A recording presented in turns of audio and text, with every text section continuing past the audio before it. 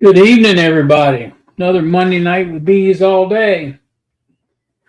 How's everybody doing? Hope everybody had a good weekend and looking forward to tonight's topic. So, hope everybody in here will get involved in some way. Um, so, Ann, good to see you. Kathy, Clay, Dennis, Keith, Jeremy. Let's see who else is in here. Block Farm Apiary.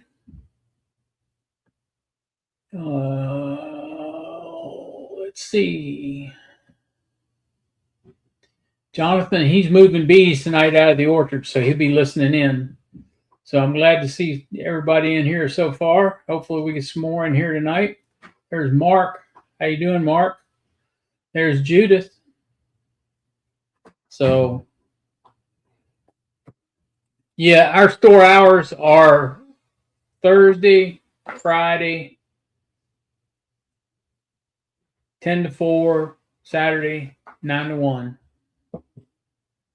So the answer machine said I wasn't there because the ringer was cut off on the phone and it wasn't at the store. So that's my fault. So sorry about that, Clay. But we're always there on Thursday, Friday, and Saturday. Yep. Somebody's there anyway. Hi Donna, how are you tonight? Glad to see you in here. So we have had a little bit of a heat wave over the weekend and today. So it was nicer today, but we were in bees here all day Sunday, and Becky was in bees on Saturday. Glad to hear you feeling better, Donna. Thanks for coming in. There's DC. Been a tough day. I'm sorry to hear it was a tough day, DC. There's Barnhill Bees. There's James. So I'm trying to delay a little bit getting started on this topic for tonight because I want some more people to get in here because I don't want to have to backtrack. So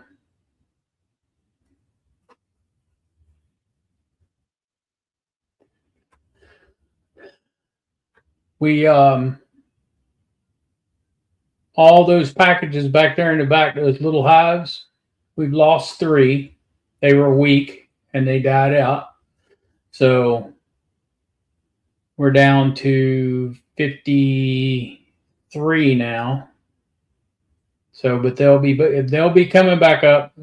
We got splits coming and everything else in June, end of June, first part of July. So we'll have some more bees. That's not a problem.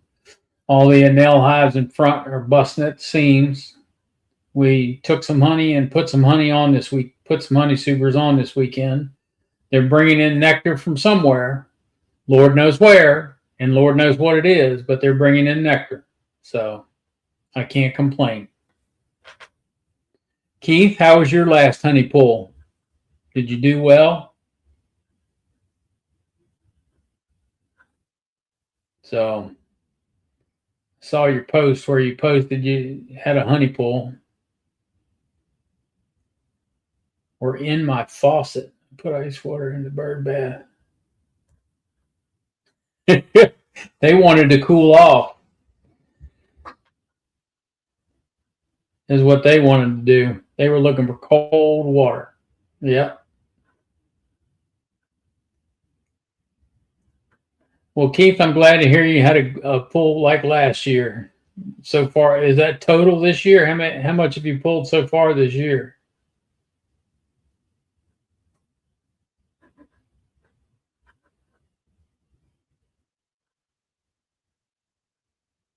There's Easy Ox. How are you tonight?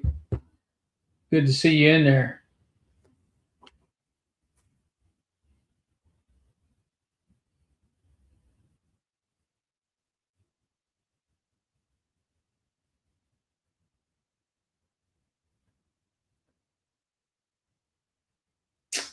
DC. my mom passed from cancer so a few years ago, but I know what you're going through. Travis, have you heard anything back from EPA yet on the strips?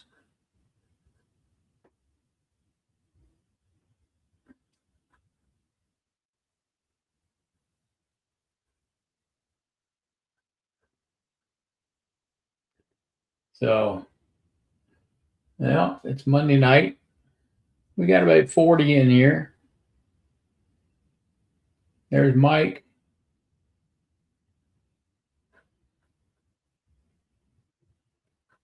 I was kind of hoping Tom was going to show up early too.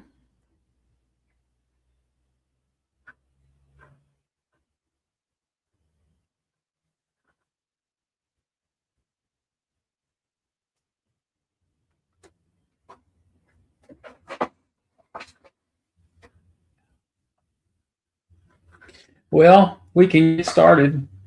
If somebody wants to come in and join me, they're more than welcome to come in and join. Link's been pinned.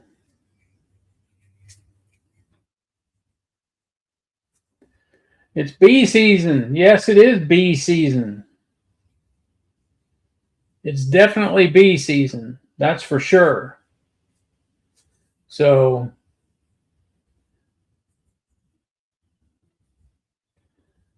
well, let's get started. So, as a new seller,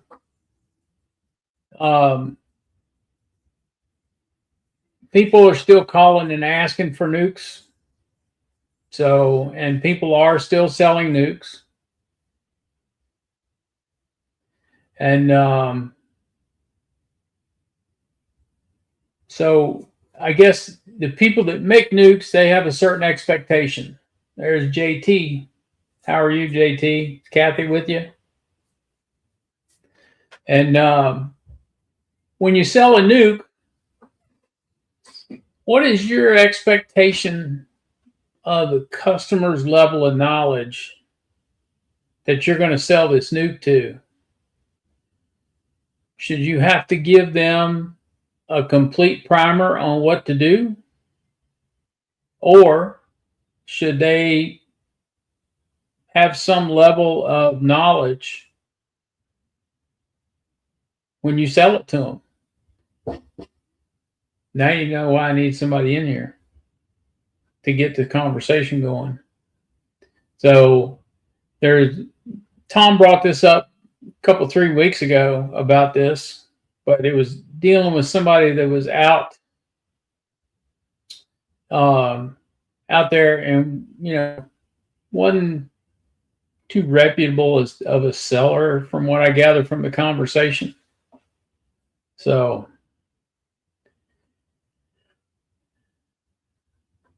everybody should have some sort of expectation when they sell or when they buy a nuke.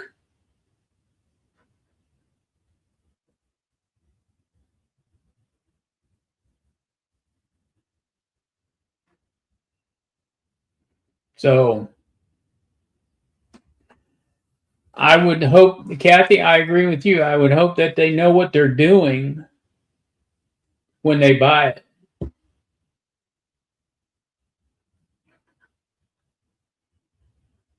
Yeah.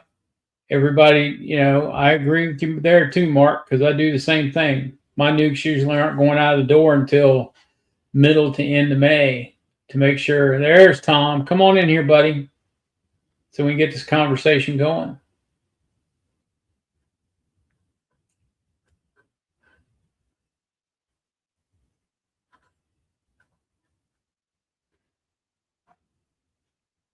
And once you make that nuke up as the seller, how long before you're going to send it out the door do you think you should be making it up? All right. I'll see you when you get in here, Tom.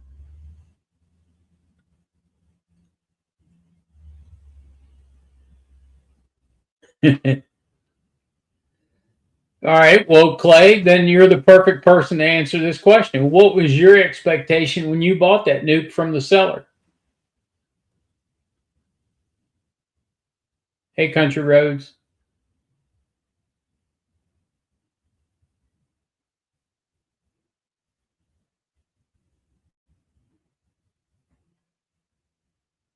3 to 4 weeks max. That's about right, Tom. Give them time to get settled in the nuke. That way, when they go, they go. But now, what as a nuke seller, Tom? What is your expectation of the customer's knowledge?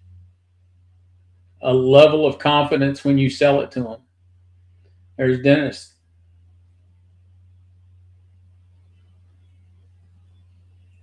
That's a good idea there too, DC.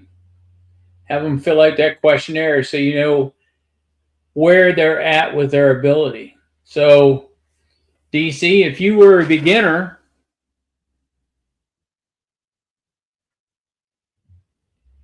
and you were going to go buy a nuke and somebody tried to sell you a nuke with 3 frames of brood and 2 frames of food, would you buy it? Or would you want something a little less populated to get started with? Hey, Grammy.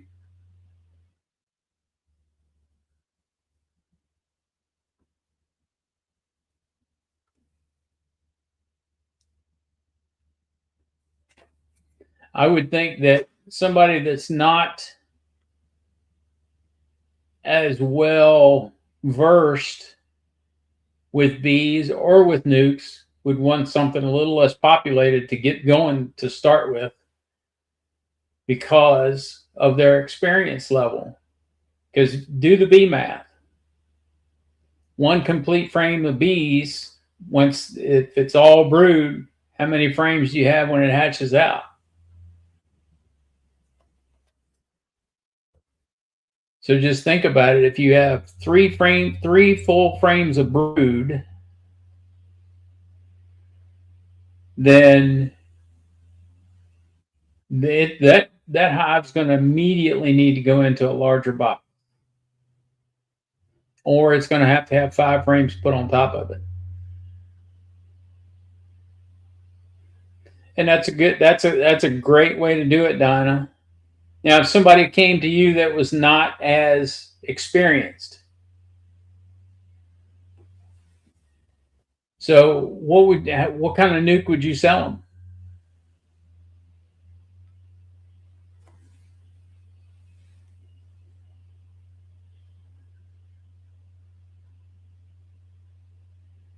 Well, there you go.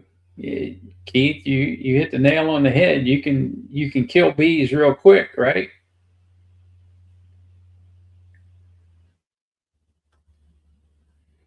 So there's 2 different types of nuke buyers. There's experienced and there's a newbie. So when we do sell nukes, we try to gear our nukes towards either beginners or the experienced. And if they're beginners, they get a less populated nuke. Do they pay the same price? Yes, they do. They're getting a nuke of bees. All the nukes that we sell go out of here in wooden 5-frame nuke boxes. University of Nebraska says new beekeepers get packages so they have more time growing instead of a nuke, which would need more skill that fast. Yes, that's a good research thing there, Block Farm. And yes, I remember that, Clay. But if you have if you have a conscientious seller in the area and they don't have John Cone.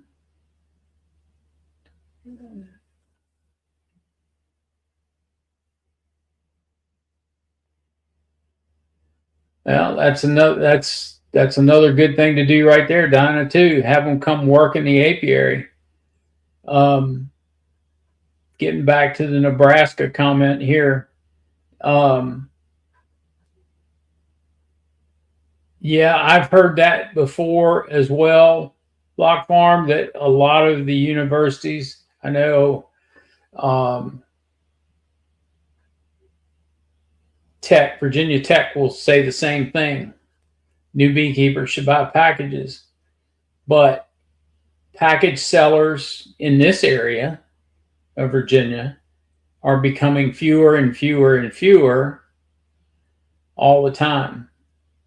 I know we've lost here in the valley at least 3 people that sold packages in the past that don't sell them anymore. Um, this year, I sold packages. I sold 200 packages.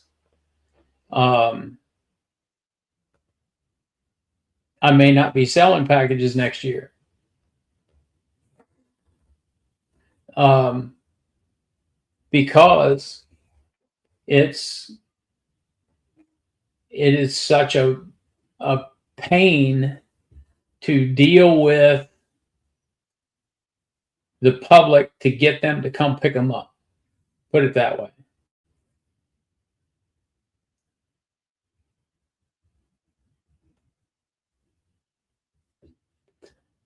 And yes, when you start selling nukes, you have to be conscientious of your customers. Like DC, he doesn't see packages up in the Pacific Northwest. He's never seen them offered. He said it, and it's always nukes. And I can believe that really can, because there's areas that just don't sell packages.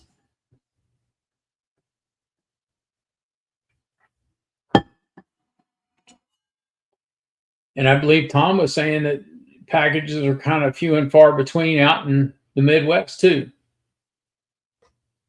If anybody knows anything about the Midwest or anything like that, or do you have a lot of packages out there? Hey, Kathy, do you have packages up in the Northeast? If you do, I mean, are they good packages? Because you know where they come from. They come out of Georgia, most of them. There's a few people in South Carolina that are starting to shake bees now, but they're late packages. There was a guy in Maryland that shook late packages at one time.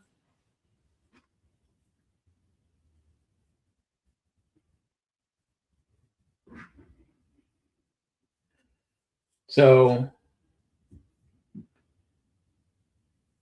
most beginners with any knowledge at all are not buying nukes to keep them in the nuke for any length of time. That's true. There you go. Georgia and that with Georgia, South Carolina. So, it's by the time they get up there, they've had a quite long trip. Country Roads Beast, his first packages came out of Maryland. I bet I know who you got them from.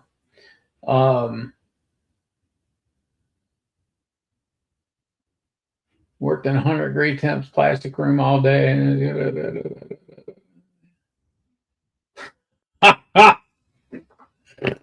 Oh, Lord. A lot of packages around Michigan. Okay, where are your packages coming from, James? Who's making up your packages?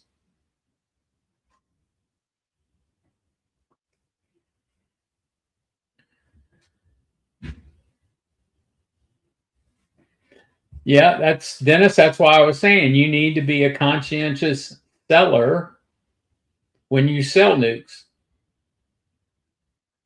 And it's there you go. 21st B doesn't see packages, he sees nukes. Packages are special order thing here. Yeah, I can believe that.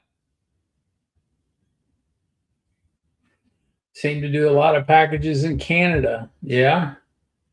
They come from Georgia. Now they're coming all the way across the United States to get to you, James.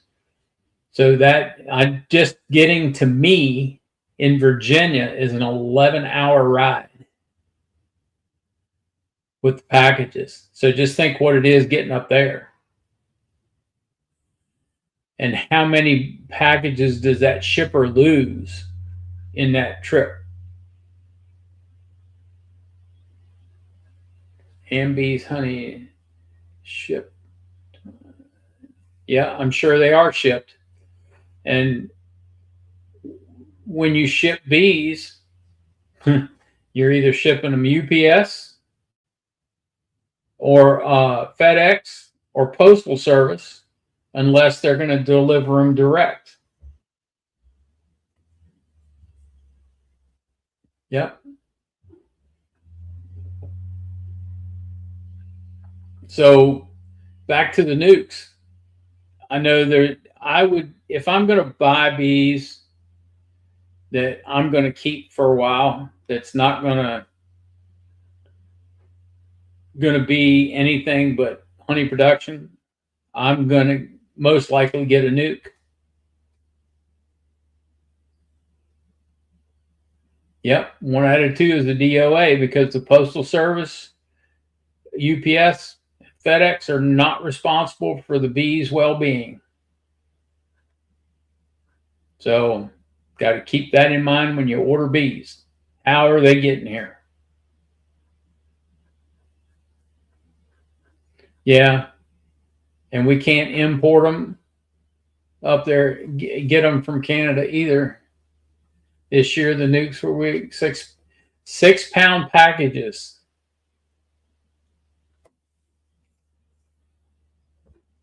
I've never heard of a 6 pound package of bees. I've always heard of 2 or 3. You sure they're not 3, Uncle Junior?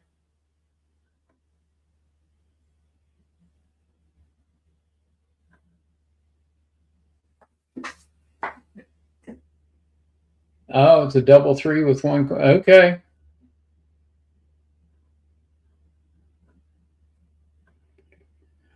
So, what do you think a conscientious seller? What do you think that frame of mind should be like? We've had some good suggestions in here.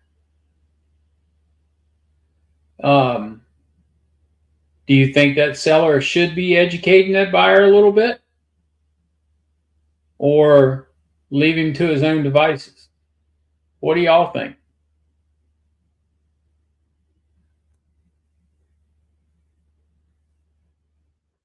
There's been some really good suggestions. Hey, Bill Lee, how are you tonight? Odell, how are you?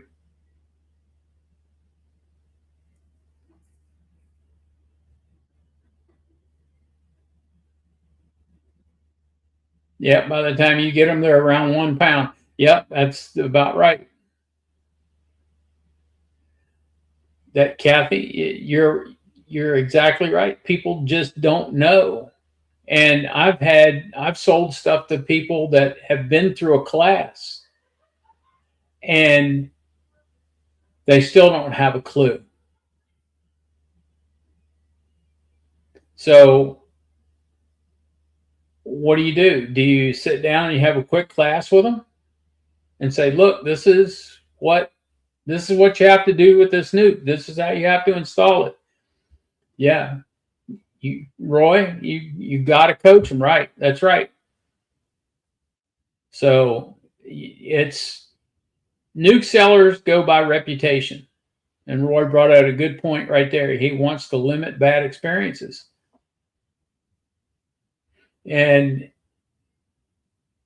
even if they've had that class, I think that if you're selling to an inexperienced beekeeper and you need to coach them or teach them what to expect. You need to tell them what they are going to expect when they open that box. Because back here a couple 3 weeks ago, it was brought up. We'll do it. People want to inspect the nuke before they take it. No, you can't do that because you're going to lose all your bees.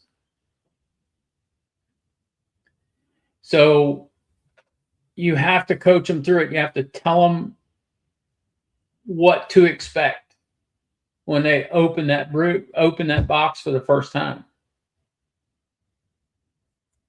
That, Eric, you're right. There's unscrupulous dealers out here, and they will sell a jam-packed nuke box full of bees with 3 frames of brood in it, full of bees, and 2 frames of food to a beginner, and won't say nothing to them. They won't tell that beginner anything what to expect or anything.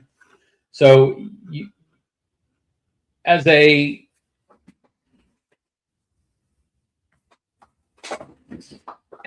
good seller, I will tell somebody, hey, look, I think this nuke is going to be more than you can handle, so I'm going to sell you this one. This one only has 2 frames of brood, whereas this one's got 3. That's right. That's right. So you have to be on your toes. You have to be able to educate that beginning beekeeper in how to care for a nuke and what to expect when they open that box.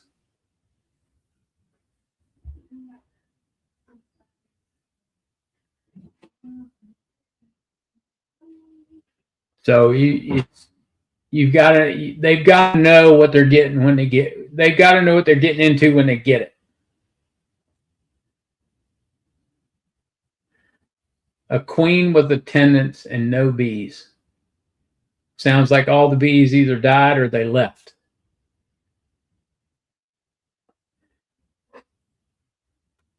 Yep. Dry is key. That's right. Dry and cool. Yep. So if you're going to feed a nuke, make sure that you're feeding them the right things.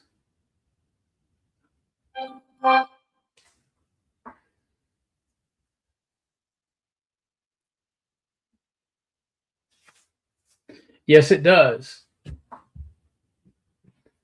So I did not sell nukes this year. I just didn't have the bees to do it. Now, next year is probably going to be a different story. I'll probably have more bees than I want.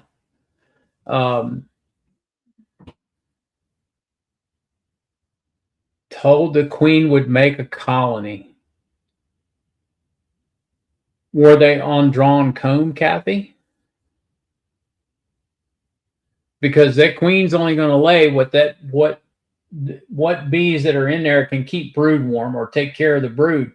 And if she's just queen in attendance, she's not going to make a colony. And that right there was somebody that was unscrupulous, sold them.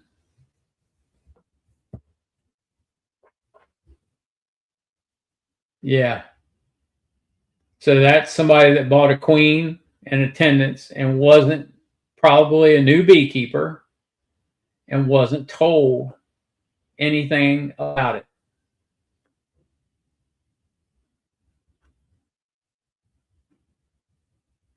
Bees are real tough. They aren't, and once they aren't there. Yep, you're right. Yeah, okay. So just think about what Dinah and Kathy are talking about right now. They got a queen in attendance.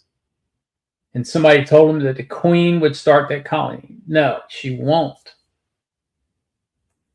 That queen is not going to start a colony. She's not going to lay any eggs because she doesn't have anything in there to help keep those eggs warm.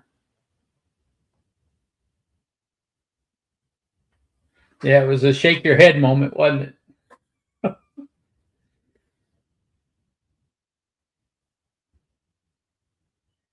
Some of them won't do it, Block Farm. They don't know any better. I've seen newbies pick up these Jester nukes, take them home, set them out on the bee stand, and not mess with them for 2 or 3 days. I've seen them do the same thing in pro nukes and not mess with them for 2 or 3 days. And all you're doing is killing those bees. You're going to fry them. And that's because whoever sold them those bees did not tell them, you need to get these bees in a box when you get home. Do not wait. That's why my nukes go out of here in a wooden box. Period. So that way, if they take them home and they set them on the stand and they sit there for a couple of days, at least they're in a wooden box. They got some food in there and they got a place that's dry, because those Jester nukes and Pro nukes, they do leak. So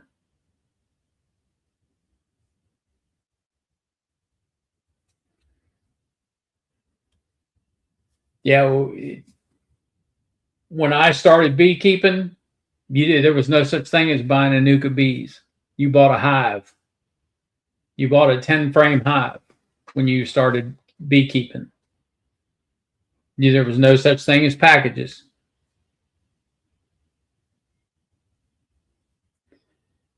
Uh, Sometimes they do. Depends on who the sellers are. If you're buying from a seller that's just in the apiary, Travis, they don't have equipment to sell. You know, if somebody comes in to pick up their bees for me at the store, I've got them all sitting out on the loading dock. You know, they're working hives. And when I call somebody and say, "Hey, you need to come pick your bees up today," that night before, I'll go out and close them up, and I'll write a name on the top of the lid. That's their bees. They come and pick that hive up. And then we have a conversation while we're going out there to get them. And I know what's out there. And if they say, "Well, this is my first hive of bees," I'll say, "Well, this one over here is going to be better for you instead of the one with your name on it. That one there has got to be ready to go into a 10 frame box as soon as you get home. This one here, you've got a day or two, because there's an empty frame in there, 2 frames of food, and 2 frames of brood. So they've got a day or two to get their stuff together." So that's kind of the way I do it. But not everybody's like that. Yeah, Uncle Junior, I agree. I totally agree with you. Anybody that's going to get into beekeeping should have to take a class of some sort, whether it be Penn State, University of Montana, Florida, Cornell. They should have to take some sort of beekeeping class, whether even if it's face to face to their bee club, not just. I shouldn't say this, but not just rely on YouTube to learn how to be a beekeeper. So it's very important that they have that class. DC, you went to the University of Hard Knocks when you learned to keep bees, I can tell you. Just by hearing you talk about what you went through coming up. But you have Harris out there that probably helped you, didn't he? So you found a good mentor out there.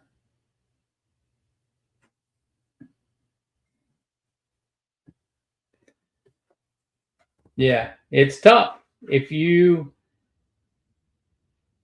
don't have the right edge or the right training to do this, then you're gonna fail. DC stuck with it. How many times did you start over, DC?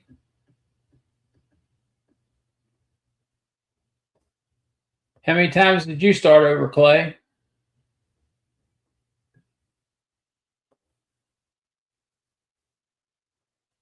It is. It's very hard. See, 3 times. Were you ready to quit after the first 2? There you go. And Odell, you're right. It needs to be done regionally, because if you learn it off of YouTube and you learn from one person, they're going to tell you about their area. And whoever's watching that needs to be able to relate that area and extrapolate that information to their area. So you've got to be able to do that.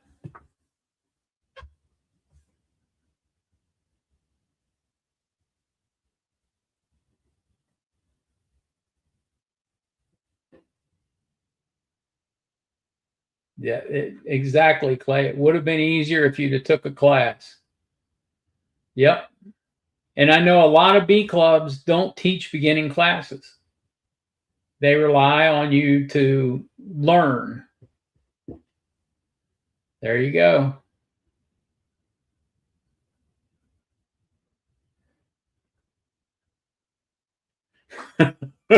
I like James's answer. He's in too deep now. Yep. You've spent a lot of money in it, James. Yep. Everybody I talk to, take a face-to-face class, join a bee club, take a class, find a mentor, or work in an apiary for a year and make sure it's something you want to do.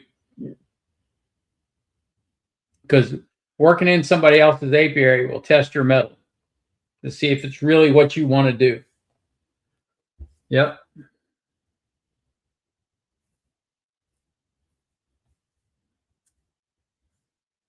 Yep.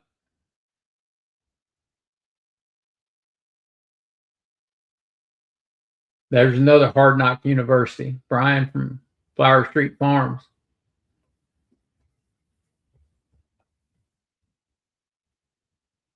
Yeah, one night lecture.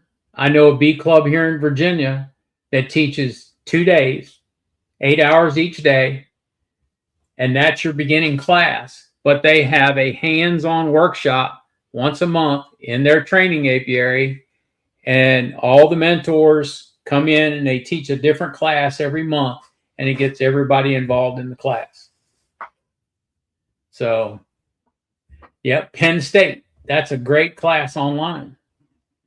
That is a great class online. It's a 9-hour class, self-paced, can't beat it.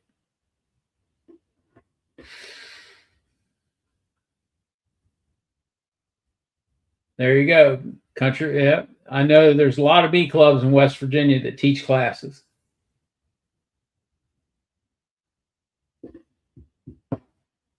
The first bottle of honey costs $600. Huh. Yeah, it's a little bit more expensive than $600 now. I hate to say that, Odell, but it's going up all the time. So, but nukes, I truly believe that's the way to go. Yeah, Bluff City Bee Company. Yep, $1,000. That's about right there. We tell everybody that comes in and asks what it costs to get started beekeeping. We tell them $800 to $1,000, and that's without bees and without a class. Yep. So Arkansas, yeah, Odell, Arkansas does have a good series down there, and I think he's not on here tonight, Eddie, but I think if you get hooked up with Louisiana, down there in Louisiana, you get hooked up with the state apiarist. They have some good classes down there too. Yeah. So you're doing something right this year, Clay.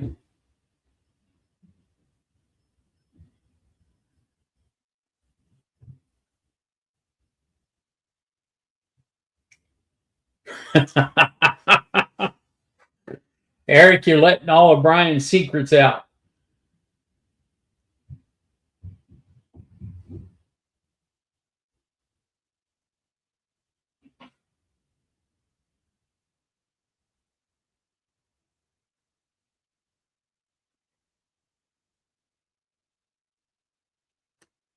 Yeah.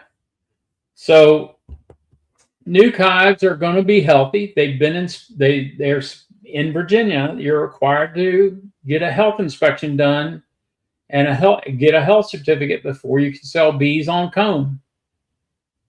So you know they're healthy when you get them, and you're starting off on the right foot. You just got to keep them there and keep them moving, keep them growing. That's the hard part. So that's why it's very important to have a good mentor and to have some education under your belt before you start. Yeah. But Brian, is that true that you sat down with a spotlight and put it in his eyes and fired off questions at him?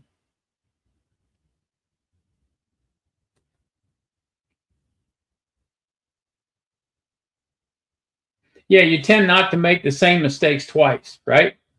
DC, you learn a hard lesson and you think to yourself, I'm not going to do that again.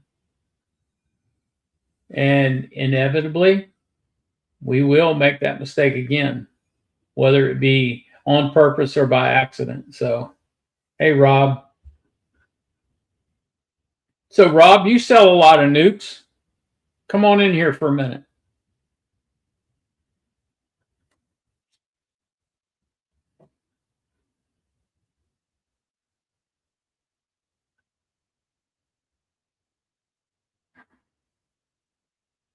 if you can.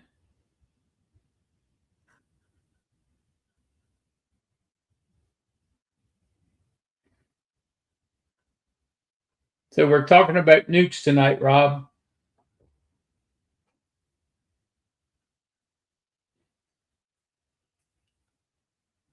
So, Travis, do y'all keep bees out there, Travis?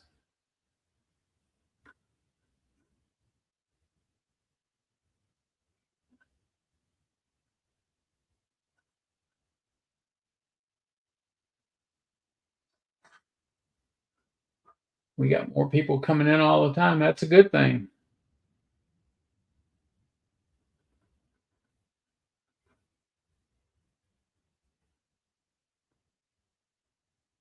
I'm going to assume Charlie's still in the hayfield. Hey, Hope, how are you tonight?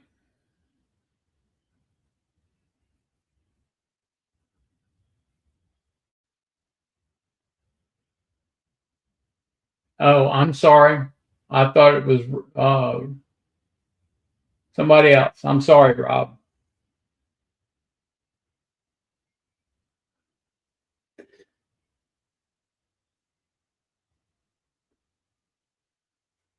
So, what do you think the customer's expectation should be when they buy a nuke? What should that customer expect from the seller, and what should that customer expect when he picks that nuke up and opens it up for the first time?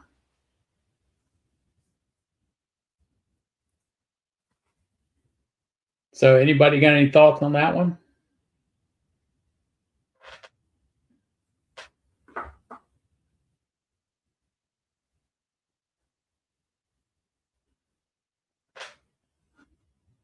We had a lot of ideas on the other one.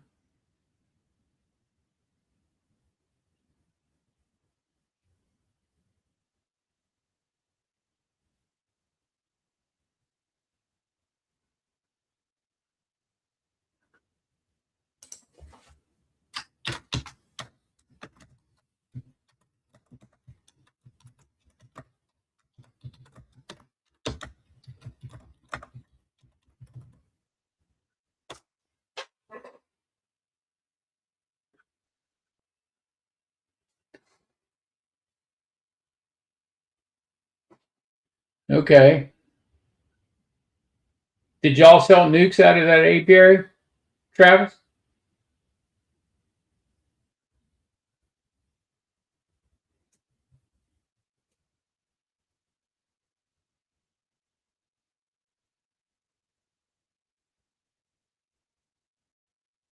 So you bought two nukes. What was your expectation to see? What were you looking to see when you opened those boxes up, Uncle Junior?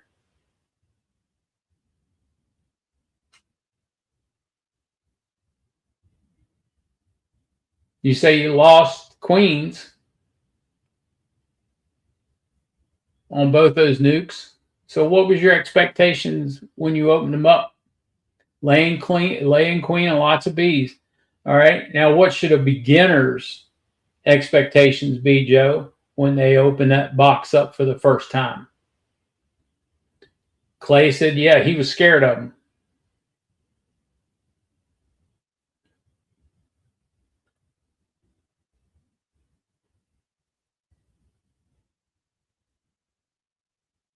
All right. Now, is that from the beginner's side of it, or from an experienced beekeeper side of it, Country Roads?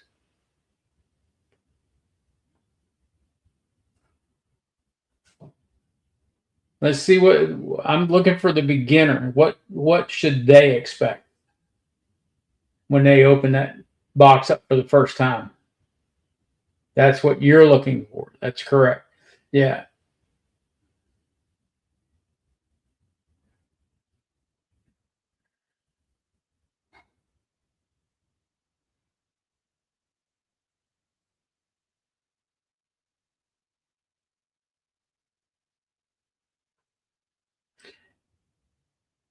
I don't want to ask you how many times you got stung, DC.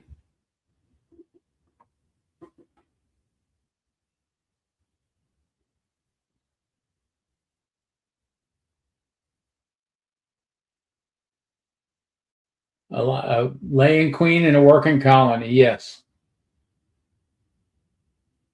Joe was happy there were bees in it.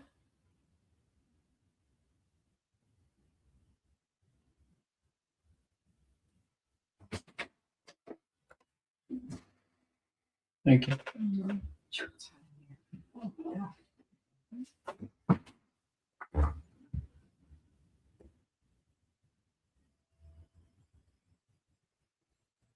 So, Anne, when you picked up at the post office, did you pick up a nucleus hive or did you pick up packages?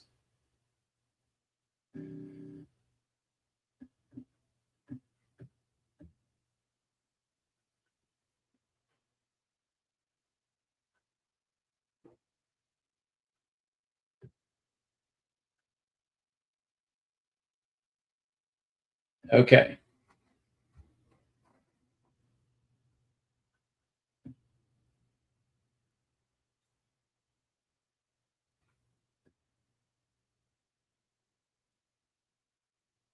Well, that's DC. They were calm and quiet. That's a good thing. That's how you want your bees. I accept. Eric is. He accepts he will be stung, and I also accept that I will try very hard not to be stung. Yeah. Okay, you're a beekeeper. You're going to get stung. So, yeah. Everybody that's a beekeeper should expect to be stung. So, what?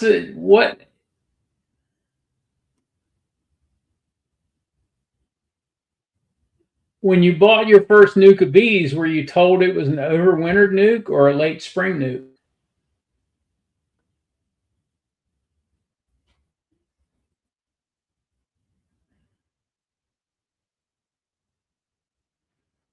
Well, Roy, that right there goes to overwintered queens. If they are overwintered queens, sometimes you're not getting the best queens. Oh, there's Mr. Tom.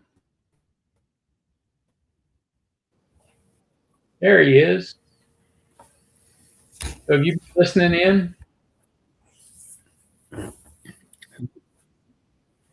I just got out of the shower here just a few minutes ago, so just jumping on. So Okay. So we're talking about customer expectations of nukes and what everybody went through when they first got their nuke hive and what they think a customer should see when they open up that box for the first time. mm-hmm. So there's a couple different schools of thought that we've talked about, mm-hmm. and like two different levels of nukes, one for experienced beekeeper and one for a beginner beekeeper. If you mm-hmm. do the bee math, the beginning beekeeper gets 3 frames of double-sided brood and a frame of food and a frame of pollen. Well, they better mm-hmm. have another hive ready to go right away. Oh yeah. Whereas especially a beginner, if they're on a nectar. Yes. And a beginner doesn't need that grenade ready to go off.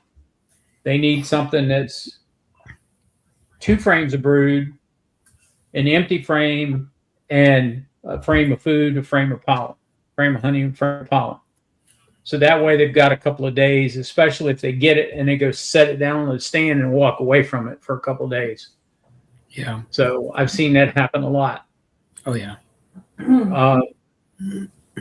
So that's kind of where we're at right now, and everybody's giving their, comments in here. So it's been a good talk so far. Oh, cool. Yeah, we were just out in the bee yard, Melissa and I, actually. So, we've been stalled out for the last month on nectar. It has been frustrating, honestly. We got an early one when we were building nukes, which was horrible.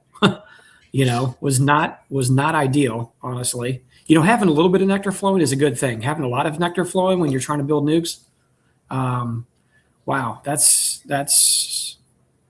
frustrating. It's difficult. You're trying to manage space in a nucleus colony, and that just doesn't if you only keep them 3 weeks, 4 weeks max to get them to that desired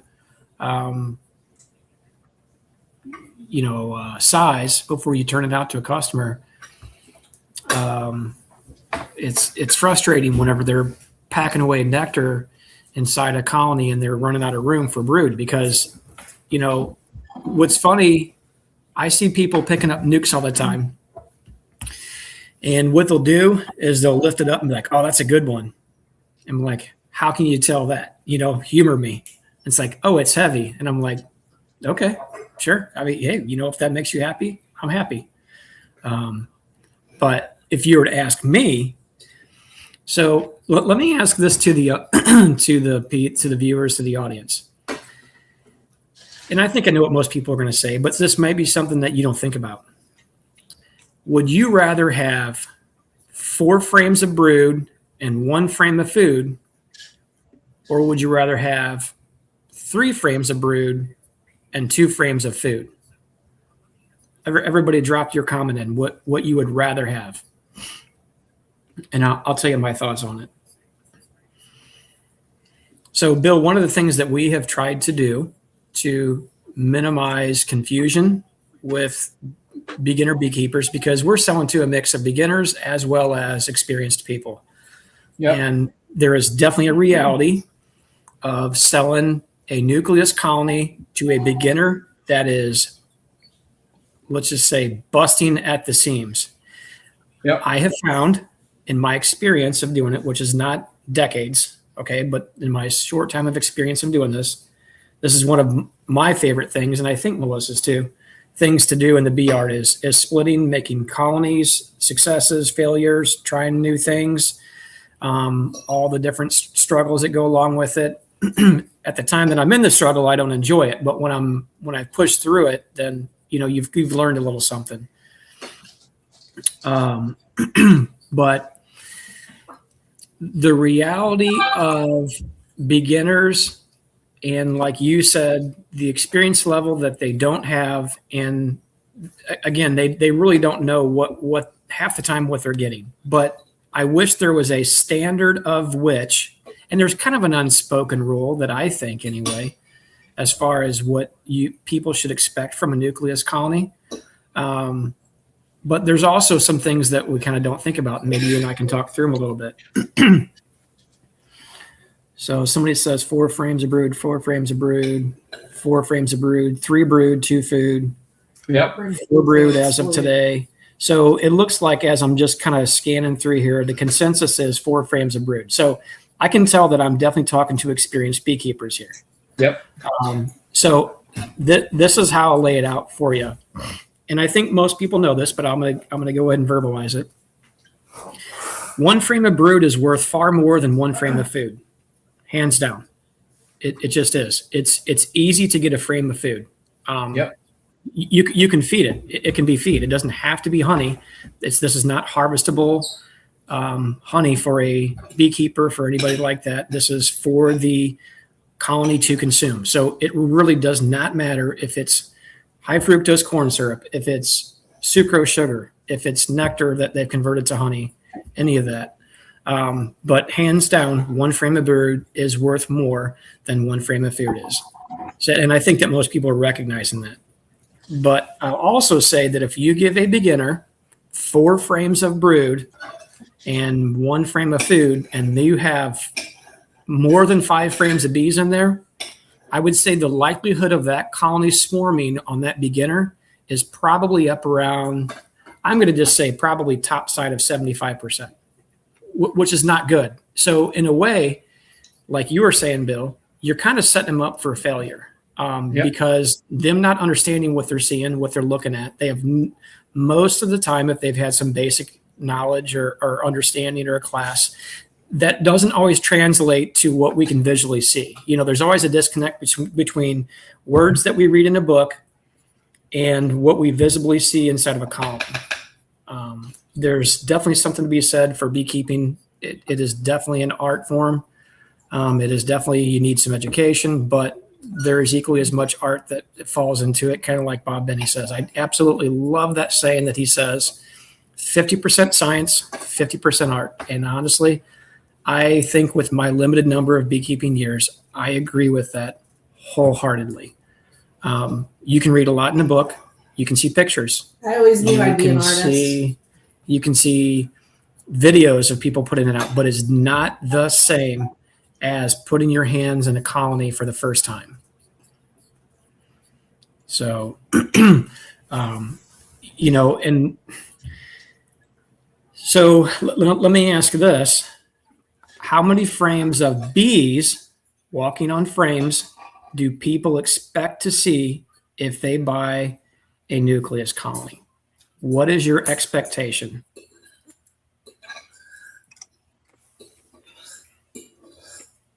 Well, I can tell you what mine is. Sure. 5 full frames of bees. At least. Yeah. Minimum. Well, and by 5 full frames of bees, I don't mean just walking on the frames and looking up at me when I open the box. Yeah. When I open that box, I want to see bees on top of frames and coming out of the box. Yeah. So I want to throw something else out there that people may not think about. So if you are picking up a nucleus colony from a beekeeper in your area, and the temperature when you get it is, let's just say 55 degrees, 60 degrees. Yeah. That is not going to look the same when you open a lid than if you get the exact same nucleus colony and you open that lid at 70 degrees or 75 degrees. It's going to look completely different from a top view down. And I'm going to say the reason I say that is because as it is warmer and the bees don't have to work as hard at thermoregulating inside that colony and keeping the brood warm, you'll see more bees on the bottoms of the frames, on the tops of the frames, and all the way around them.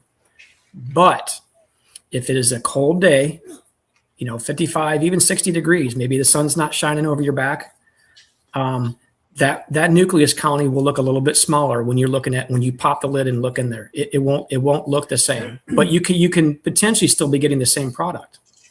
So that makes a difference too. At 80 to 75 degrees, those bees are not going to be tight as what they once would be. There was somebody that read recently, and I think this is kind of what sparked some of the conversation a few weeks ago on the Missouri beekeepers that had made a post.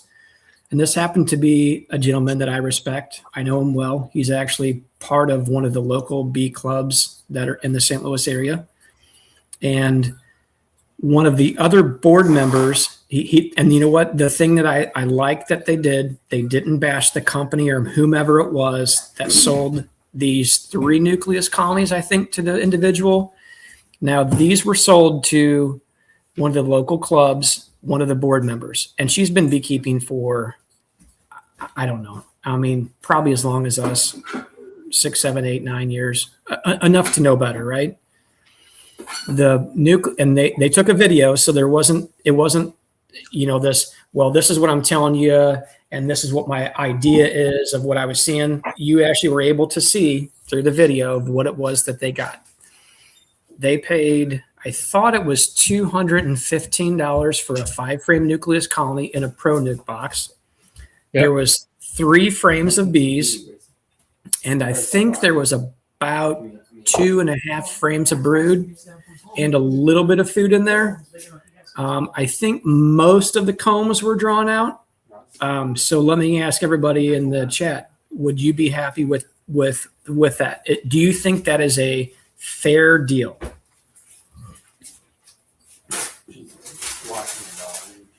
So my thought on this was, whomever sold these nucleus colonies to this individual, if they knew who this person was, that seems really, I mean, like, wow.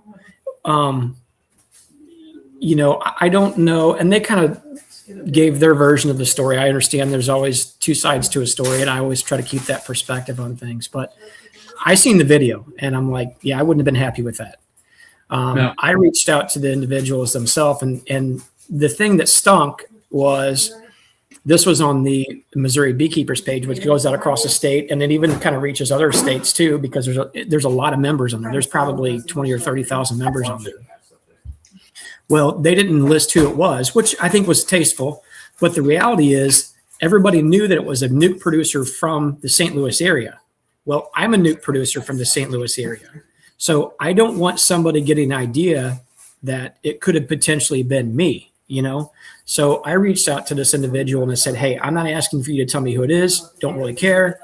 But if this person didn't make it right with you, I said, I absolutely will make it right with you. You tell me what you need, and I will give you the frames of brood and bees to make this right. And I said, I'm not asking you to put my name out there. I said, but what I am trying to do is I'm trying to help the nuke producers of the St. Louis area save some face here. Because I don't want, across the state, I don't want people getting this idea that, oh, hey, I would be cautious of buying nukes out of the St. Louis area. There's been an individual out there selling some less than favorable products, you know? So I don't know. Again, my goal was not to be a savior. My goal was to make a situation right, make the person happy.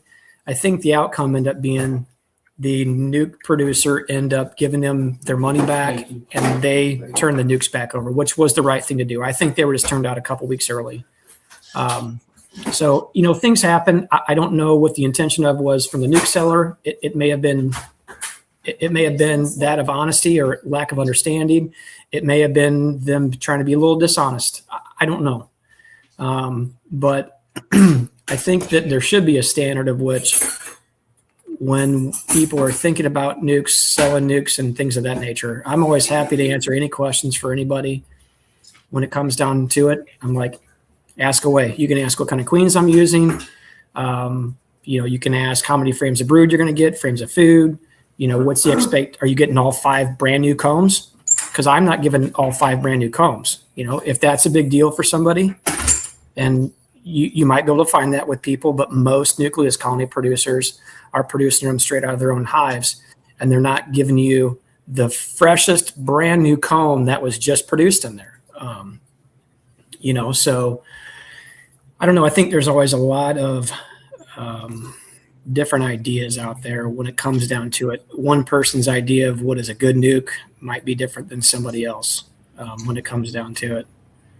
So Crazy Jay wants to know how much you sell a nuke for. So we sell ours for $205. That does come with a marked queen from that year. I'm very, I have, over the last handful of years, I had been very much focused on what we use as far as queens in our own apiary, selling just that. I want a good product. I want a good queen. I can go to any number of large queen producers out of Georgia, which is probably the bee capital of the United States, maybe even the world, honestly. There are more packages, nukes, queens that are sold out of Georgia than probably anywhere else, definitely in the United States.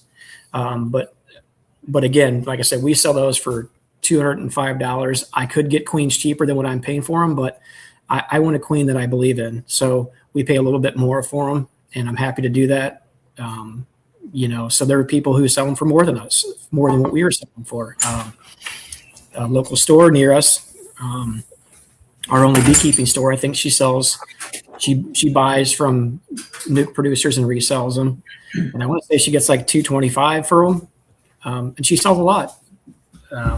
We've been ramping up our game quite a bit over the last handful of years. This was the biggest year we had.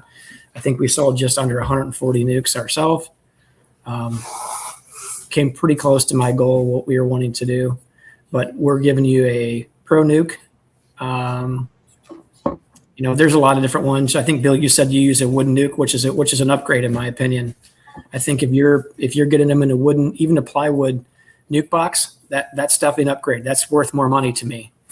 Yeah, I sell. That's why my nukes sell for $225 a piece. Yeah, and I think that's more than reasonable. It honestly really is. Sometimes people are more focused on specific local queens, and I'm like, hey, that's great. I can't give you, if I'm going to give you a nucleus colony at the very tail end of April or on the 1st of May, I can't do that with a locally mated queen. It's just our temperatures don't allow. It's not realistic on most years to have that at that time. Yeah. A couple weeks later, yes. At the tail end of April, beginning of May in our area, that's not possible. And I would also probably be a little bit cautious about that too, because if you don't have a good drone population, she could be laying a nice pattern, but peter out in 2 months. So we do bring ours up. And like I said, I'm friends with the queen producer that we use. Like him, been to his operation several times, going to be going back down there again this year. And inseminating a couple of queens. He's going to be teaching me some of the ropes on that a little bit, which will be fun. But yeah, we give them into them in a pro nuke box. All those boxes have their flaws. None of them are perfect. The easy nuke and the pro nuke, there's definitely a lot of heat and cold transfer through both of those. A wooden box is going to be a lot better. I always tell people, I'm like, these are a temporary holding position. Put them into the real hive right away. Yeah. So. Yeah. So spring bees, early spring nukes are overwintered queens. Late spring nukes for me are locally mated or queens that I brought in. Sure. So those don't sell for as much, but people want the early spring nukes as early as they can get them. Yeah. But I don't do splits until the 15th of April. Mm-hmm. So my nukes don't go out. Early spring nukes go out no sooner than the 30th and no later than the 15th of May. Mm-hmm. And that seems pretty reasonable. You're a little bit further north of me and a little bit cooler temps, so that would make sense that you would be, 10 days, maybe even as much as 14 days behind me, depending on the year. Yeah. And then late spring nukes, we do the splits of 15th of May, and they're out by the end of May. Yeah. Because they'll build up quicker than the early spring nukes will.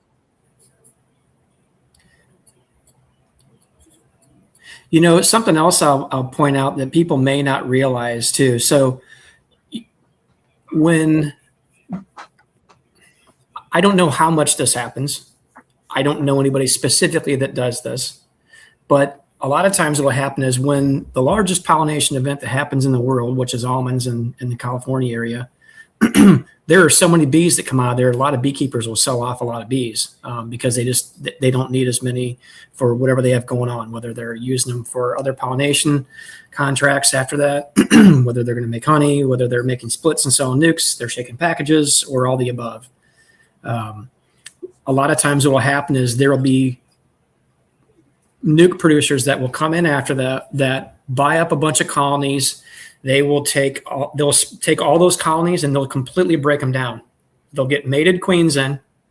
They'll pull 3 frames of brood, stick it in there, partial frame of food and a full frame of food. They'll slap a queen in there and basically sell it just as that, which I don't know that I would like that. I feel like it's a little bit dishonest because a nucleus colony is basically the heart out of a full-size colony. That is not a cohesive unit.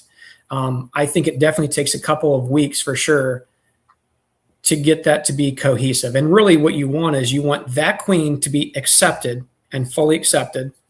And we've kind of talked about that before. I don't think acceptance happens just like, the snap of a finger. I think acceptance happens over a short period of time. I've gone into newly accepted queens before, and the bees are, and she's been laying in there, and the bees are still fanning, almost like they don't realize there's a queen there. I think it's because the acceptance has not kind of fully taken place, really.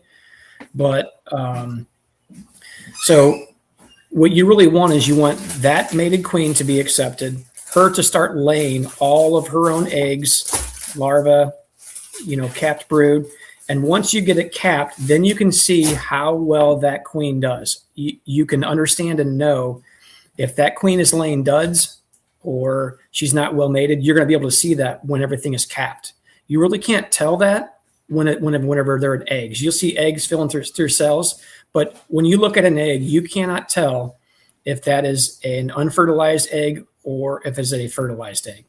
And if you have a queen that's not well mated, she very well may lay an unfertilized egg in a worker cell. They just put a bubble dome over it is what happens. That's when you see that those bubbled up ones on the top of there is where a queen has started to miss. You just kind of notice that in there. That's usually a good indicator. Where I think her intention was to lay a fertilized egg, but for whatever reason, she didn't have it in her. So I think you really need to get to that state. So that's why I say 3 weeks to be able to turn that out, because then you can have a really good understanding of what that looks like. Everybody may have a different idea. I think that's when you're selling somebody a good product. We've gotten a few different compliments on a couple of the Facebook sites here over the last few weeks saying, hey, when somebody else is asking for a nucleus colony, somebody will say, well, I got one from Via Honeybees. The queen was amazing. She's laying this, that, and the other, and so on and so forth. So that makes you really feel good to know that you've put something good out there. You made the customer feel really good, happy. There was a good expectation about what that looks like.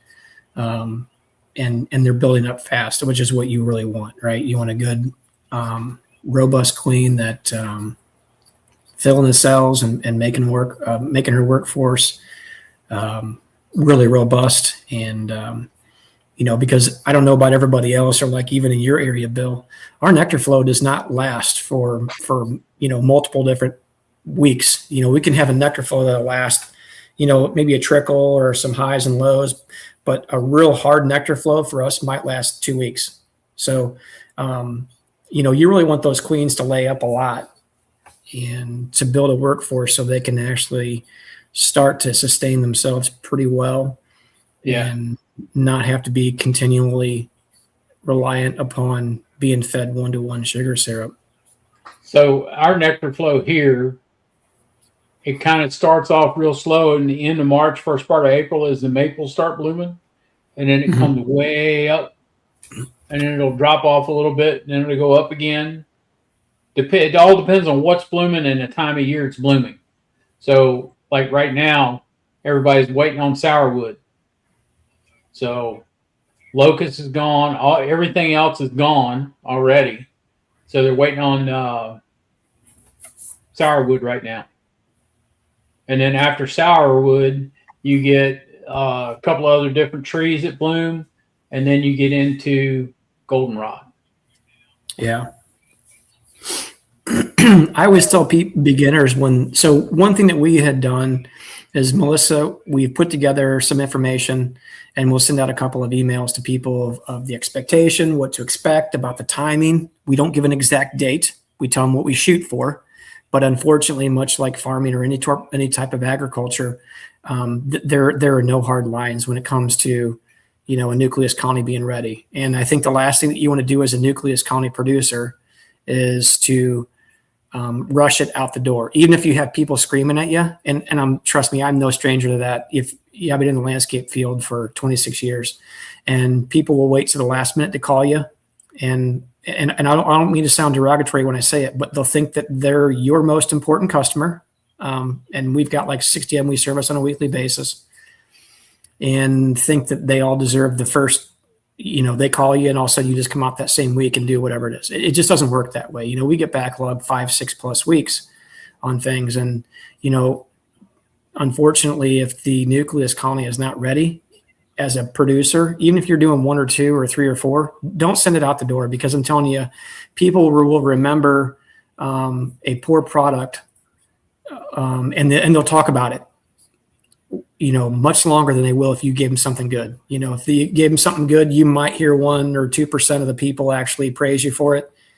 But I'm telling you, a much higher percentage of the time, if you give out a bad product, you're going to see a lot more people react on that. So, you're going to get customers calling you and say, hey, is it ready yet? When are they going to be? And I'm like, have you seen the email? No. Okay. Then they're not ready yet. We'll follow up and give you an update, what it looks like. We haven't gotten to the original projected date that we had told you about originally. If you look in that first email that came out, Yep. This is not something that we can rush. This is not something that you can throw money at. When it comes to plants, when it comes to livestock, animals, most of the time, most situations, you cannot throw money at it and get an exact result. It just requires time most of the time in most situations. So, again, I think that can be pretty dangerous, letting the customer dictate when something's ready, because most of the time, if you're the professional, the customer really doesn't know. I know people say the customer's always right, but I don't agree with that. I don't agree with it at all. If you're the professional and you know what you're doing, you should be educating them and letting them know exactly what the reality of it is. And I think that's what makes a producer put out a good product, in my opinion. So, And I think it's pretty accurate. I mean, I get people, is it ready yet? When is it going to be ready? When are you going to have it? I need my nuke. No, sorry, it's not ready yet. As a seller, you have to be able to not only deliver the good news, but you have to be able to deliver the hard news. That's right.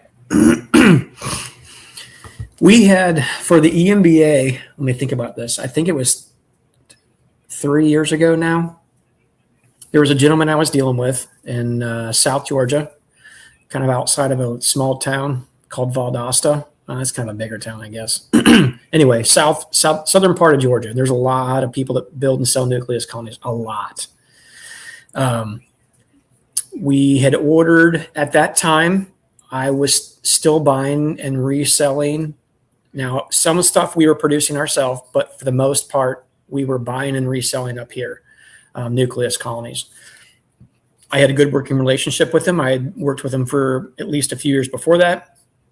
I went to him and said, hey, are you interested in producing more nukes for me? I'm a board member for the EMBA, and I'm the one that's been tasked with bringing in queens and bringing in nucleus colonies for any club members who wish to buy.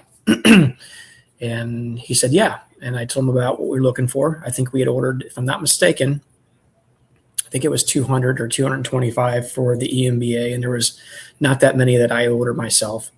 But there was quite a few. There was just shy of, I think, a few hundred that were coming up on a tractor trailer. Well, I'm sorry. He usually delivers them himself. That did not come on a tractor trailer. Anyway, and he was going to deliver them straight to where we needed on the day that we needed for pickup. He calls me. I don't remember if it was, I think it was 2 weeks. It was between 2 and 3 weeks out. And early in the morning, 7 o'clock in the morning, we're getting things ready to go out and landscape. He asked me, he says, and this guy is always really cheerful and really jovial. He says, hey, Tom, how's it going? And I'm like, yeah, pretty good. I'm like, you know what? Everybody showed up. Nobody's broke anything, and it hasn't cost me any money. So you know what? This is a win for me so far, right? And he says, well, I'm fixing to change it. And I knew immediately we had a big problem. And I'm like, oh, yeah? And he's like, yeah. And I'm like, we got a problem, don't we? He said, yeah, we sure do. And I'm like, well, hit me with it straight. Don't sugarcoat it. Tell me what the problem is. He says, well, all the bees have been sprayed. And I'm like, okay, you want to elaborate on that a little bit? I'm like, what does that mean? They're sick, they're ill, they're all dead. Give me an idea. What does that mean? He's like, no, they've been sprayed. And I'm like, yeah, I got that part. What is the problem? Are they all dead? What do we have? And he's like, oh yeah. He goes, they're all dead. He goes, I had all of your nukes there. I had the club's nukes there. I had some additional splits out there, and I had 60 production colonies in the same yard. They got a hold of some sort of a spray or something happened, and he didn't elaborate exactly. And he goes, they're all dead. And I said, okay, yeah, that's a problem. And again, you're only 2 weeks out, right? And again, if you tell somebody that you are going to do something, you really need to follow through. People have an expectation, and whether it was our fault or not, that would have given us a bad name. And that was the first thing that I told him. I said, how do we fix it? And I said, I'm not going to go back to the board members of the EMBA or any of my customers empty-handed. He says, well, I don't know what to do. I could tell he was deflated. He says, I'm going to give you your money back. And I said, I don't want my money back. I want nukes. And I said, customers don't want their money back. They already decided long before when they handed me, the head of the club, the money for this, they want nukes. And I said, that's what I'm going to deliver to them. And I said, you're going to help me figure this thing out. And anyway, the short answer of it was he actually wasn't much help. And I don't know if he was just deflated that much and lost a lot of money and this, that, and the other. So this is where it pays to do good business in your field and have a lot of contacts and network. Everybody knows if we've ever gone to Nabi or anywhere else, I'm always chatting with people, and I do that for a reason. First of all, I do genuinely like people, but that is how building contacts is how you're able to solve a problem. And that's exactly what we did. I reached out to several commercial guys that I know and that I trust. And I didn't tell them exactly what my situation was, but I told them what I was looking for. And so a couple people I did disclose what my situation was, some close friends that I trusted really well. And anyway, the short part of it was we ended up figuring it out. I had a gentleman who was from Missouri here, had a friend from up in Iowa that had somebody else back out on some nucleus colonies and a few hundred of them. And we were actually able to fill the gap. They delivered them up here. So logistics was a big problem. We were going to be able to get them out of Florida and all these other places, but we had to go pick up a few hundred nukes. Well, I don't know about you all, but I don't like transporting the tune of $35,000+ worth of livestock, and it's all hanging on my head. I don't like that sort of responsibility, because if I got into an accident or any sort of number of things happen and they all died, that would be on me. So anyway, we were able to fix it through the help of some close friends, and I didn't forget it. And we've now ordered from them the last couple of years in a row. So the reality is sometimes things happen, and you definitely have to be able to pivot. Now, nobody else, I did go to the board, told them exactly what was going on after I had a few solutions or some options. And again, I said, hey, I'm not going to go back to the board, and I'm not going to go back to any one of my customers empty-handed, and definitely would not without a solution. So we figured it out, and that was a good thing. So definitely network. Networking is a good thing. Knowing people, being resourceful, that will always play well and be to your benefit in a lot of areas. So needless to say, again, it wasn't his fault. He did actually give the money back, this original nuke supplier, to me and to the club. And he also made a very sizable donation to the club, because we had prepaid for all these and got them at a pretty good rate. And we're going to make some pretty good ROI on it. And so he did make a nice donation. So he made it right. So it actually all worked out in the end when it comes to that. But if you are going to yourself, even as a small scale, start selling nucleus colonies, understand that it is not as easy as throwing 3 frames of brood into a box, dropping the queen in there, and in 2 weeks calling somebody and say, hey, come pick up your nuke, and you made X amount of dollars. Yeah, there's definitely a lot of risk. There's definitely a lot of risk. Not that easy. Especially the more you scale up, the more risk you have in it. And if you're having employees to check back on things, they miss things too, So, just keep that in mind. There's always growing pains with that sort of stuff. Yeah, because around like the winter we've had this past year, and the spring we've had, what are you going to do when you get a cold snap? Yep. And then all of a sudden, everything's dead. there goes all your nukes. Or you've got queens out there that you're trying to get mated, and it gets cold and they die. They don't ever come back. Or the acceptance goes way down. Yeah, exactly. Or they get mated, but it's not very well. Yeah. And then 6 weeks later, you get a phone call. Hey, my queen's not getting superseded. I need a new queen. Yeah.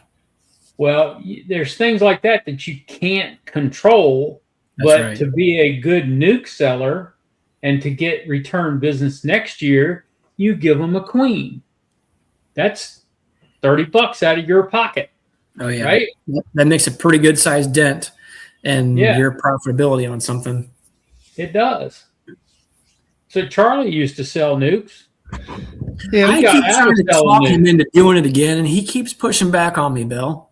Yeah, he pushes back on everybody. I tell you what, I might get him back in the business here at some point in time. That's my hope and that's my goal. Nah, I like my queens. You found your niche, right, Charlie? Huh? You found your niche. The queens. Yeah, my niche. Yeah, I used to do it all. I was doing honey, nukes, and queens. Did that for a couple of years, but then I don't know. I got busy, and I think weather constraints also being cold, and I just kind of let the nuke part or the queen thing just go by the wayside. And then I went down here to Bill's last year and took the class and helped teach some of it, and that kind of got my interest back up into it. And also that was where I got my learning how to set up that cell builder really efficiently, as far as the lot of bees and stuff and all that. So I was able to get a little bit of time in before dark last night. And I checked some of those. Remember, I had the queen cells that had all them jelly in there, and yep. At the time, and I cracked one open, and the larvae or whatever, the worm was down in the tip of it and all. Yep. So talked to Eddie, called him up. So he said, put him in the mating boxes. So I went out there last week, I guess it was, put him in mating boxes. So I went through those mating boxes, most of them, not all of them. I ran out of daylight. And I found, there was a couple duds, but there was also 4 or 5 of them that I could find. They had hatched out. So having a full cup of jelly in the top after usually I find that full cup is partially empty.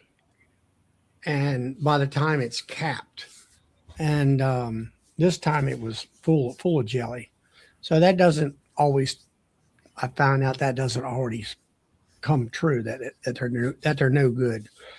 They actually hatched out quite well. So there's a few more of them I got to inspect out there to see whether they did or not.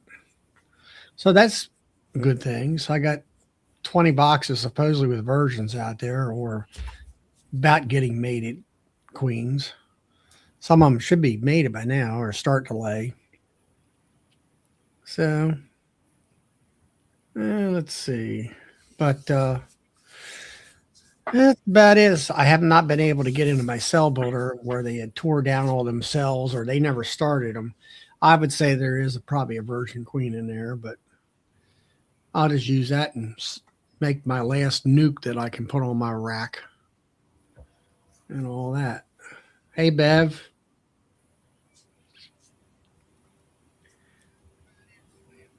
I think it was Tom. Weren't you there too? It was me and you and Bev and.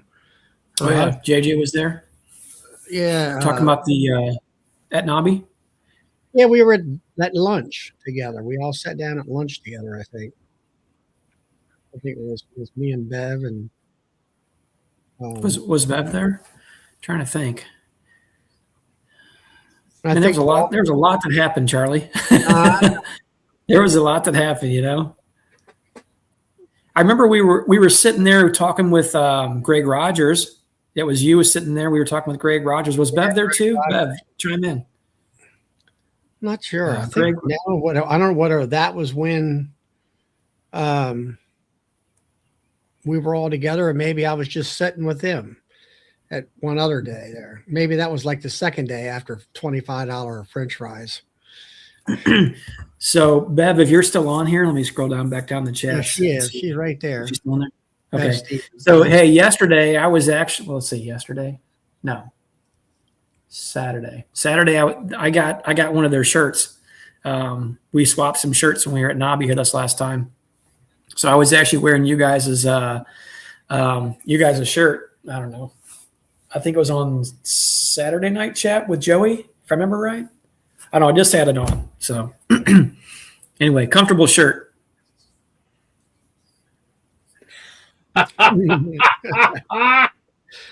And all that stuff.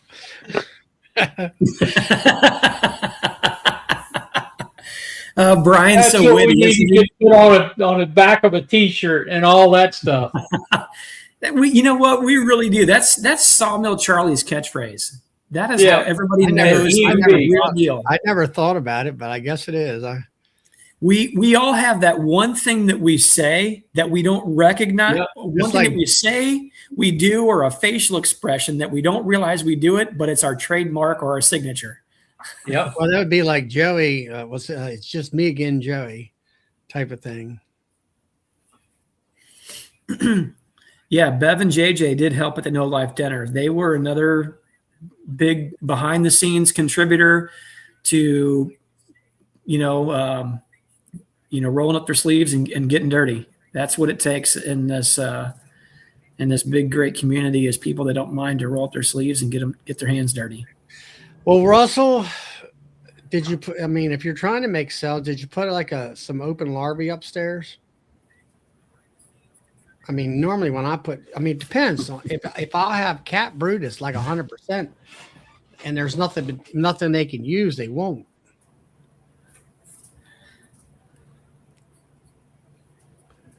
Yeah, if he's trying to make a split, I'd put a frame of open larvae up there, eggs or whatever, and they'll make all kinds of cells.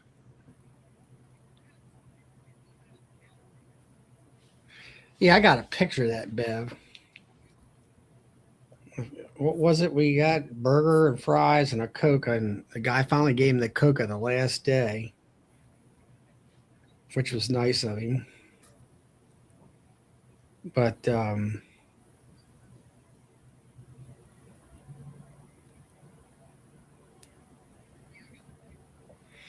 yeah, let's see here. Cheeseburger, $11. Hamburger, $10. Jumbo hot dog, $8. Drinks, 32-ounce drink is $7. Curly fries, $7. Where you reading this at? On my phone, I took a picture of the damn board up there. Menu. Kentucky Cattleman's Lunch. Oh yeah. I couldn't believe the prices. Outrageous. Well, you guys know how Melissa is. She stops me whenever that clock strikes 12 and is screaming at me, "What are you going to get me for lunch?" And I'm like, "We're not eating today." And she'll grab a hold of me and climb up me and choke me out. Comes in here every day at lunchtime when I'm sitting there eating lunch, or the phone rings. I can't find nobody. I said, "It's lunchtime. Don't you know it? Aren't you supposed to be at lunch?" I'm at lunch.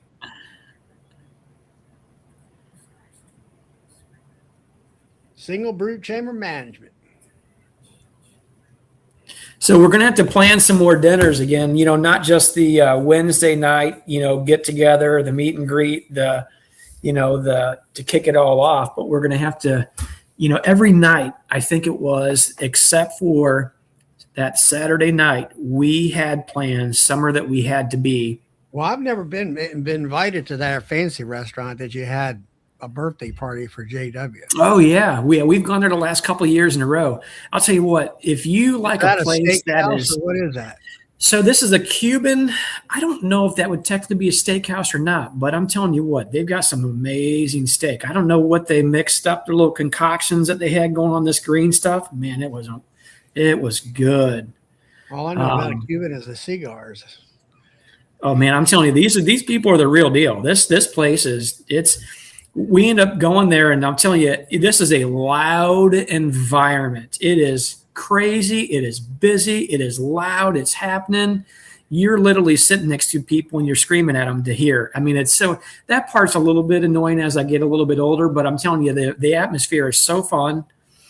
And the food is amazing. I put that name in the chat the other day. It's La Bogodita. Oh my gosh, I don't remember. I don't know. But I'm telling you, the food's worth it. We had some little spot that was kind of back in some Four Seasons room back there with a huge table of people. And man, and we were packed in there like sardines, but the food was good. Had a great time, and definitely worth it. We ended up seeing Korhan. He's the owner of Apame. We already had a full table, though, as we'd invited him over. But he was there with a group of people. So there was other people that were there that night that technically weren't part of our group per se, but were definitely friends. So it was people started to learn of this place pretty well. But definitely worth it if you guys go out there. Yeah. Now, Kathy, hopefully you go to the No Life Beekeepers party on or Wednesday night if you get there early, like most of us do. So Dina, it was not a Brazilian steakhouse; it was a Cuban. Although I'm sure I've been to a couple of Brazilian steakhouses; they're pretty good. That's Dinah. It's like the Dinah. Yeah, Dinah Short Show. How I had to remember it. Okay, I apologize, Dinah. She's local to me. Okay, very good. And she's a nuke producer. Let me tell you. Yeah. Okay. Yeah. Maybe she can talk you back into she it. does, but we've talked about it. She seems to have an area that is segregated, you might say, away from other beekeepers. Sure. And she's developed some really powerhouse looking queens. Mm-hmm. So Charlie, what are you thinking? Maybe we're going to do on Saturday night, because there's a lot of people will go home as soon as Nabi is over on Saturday. They pack up the cars and they take off. But there was a handful of us that hung back, and Melissa's like, "Hey, I don't mind organizing. If people want to do something, what are you guys doing?" We'd see people like, "Hey, what are you guys doing?" Send out a group text. I don't leave till Sunday morning. Yeah, and the same as us. We're not going to. I got 12 hours to drive. Yeah, so Bev there says the same thing. Says, Tom, let us know we need to book a whole hibachi for supper one night. I'm absolutely game. We're going to Sawmill Charlie out there dancing on the tables. We're going to get some band and music going. Bill's going to be singing in the background. He's going to be doing backup. I'm going to be causing long distance. Hey, look, we're going to just have a good time, okay? We're just going to have a good time. That's all it's about. Just community, conversation, laughs, and good food. There you go. That's what it's going to be about. We'll have to maybe plan that for, again, you guys, maybe Saturday evening. That seems to be a little bit more of a low-key night. Some people go home, some people stay. So we'll just get a group together and we'll call in a big reservation and take up a couple of those big hibachi grills and just make all kinds of noise. Yeah, Joe from up in Pennsylvania, he'll be staying. We can all get together. Bev, I'll look up the name for that Cuban place, because I'm telling you what, Melissa would actually do much better at pronouncing it than I would.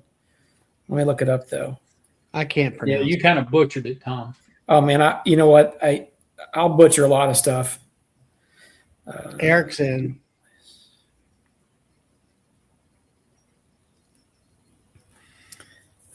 Yay, Dinah's going to retire and she's coming out. Okay, Dinah. Are you coming by yourself? Can you guys see that? La Bo something D Mimi.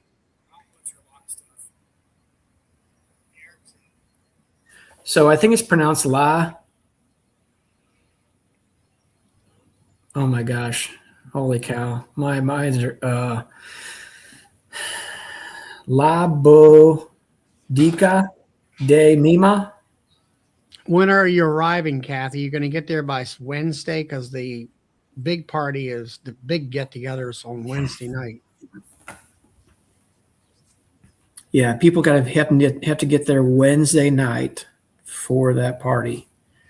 Maybe we can squeeze a few extra people in, Charlie, and just ask for forgiveness, not for permission, kind of deal. Yeah. Well, I think we had a nice. I mean, Well, it definitely kind of like sold out, if you will. We had other people asking, and what we had asked people to do is if you got your tickets early, which were free, they didn't cost anything, you can absolutely donate. If you were not able to go because of something popped up, we just said, hey guys, look, we're technically, sold out. If you're not able to go for whatever reason, let us know. We can get those tickets and then give them to the next people on like a wait list. I'm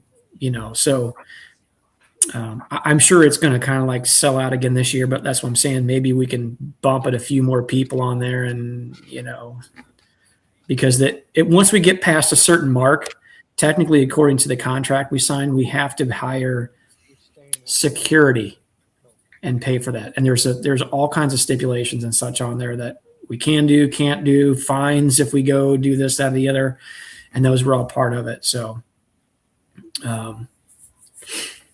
Yeah, Bev, if you come up with a new restaurant around the Louisville area that's a nice, good restaurant, we'd be game. Something that's not like what is the word I'm looking for? Just a run-of-the-mill restaurant, something that's kind of different, like the one-offs. I don't know. One night, me and Bill and a whole bunch of us went out to. What happened to your volume there, Charlie? Yeah, we can't hear you. I say one night, me and Bill and a bunch of us went out to Texas Roadhouse. Yeah. That was around. Well, I don't know. There's you have to kind of get away from the expo area in order to to go out and have fun. You definitely do. Yeah.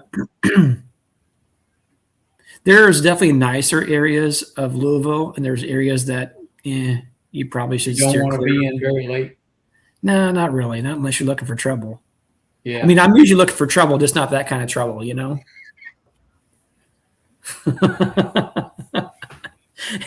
Mark says something like White Castle or Waffle House.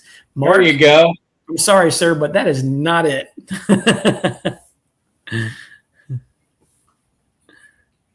Yeah, JW. Clay says JW security. Done. We'll have him printed up a security shirt, slap it on his back. Now we can get like another 25 people in the door. No problem. Yep.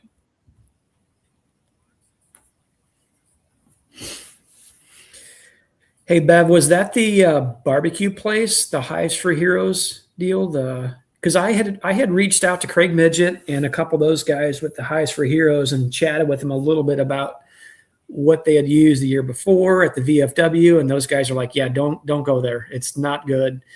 And luckily, the location that we had gotten this last year was Matthew with Comfort Pro does a Beaks and Brews on Thursday night, and he was able to help us out with getting that venue location on Wednesday night the day before, which worked out well because we kind of complemented one another. We had extra things left over, already had things set up, and he was able to utilize that. So we kind of worked off of each other. So it worked really well.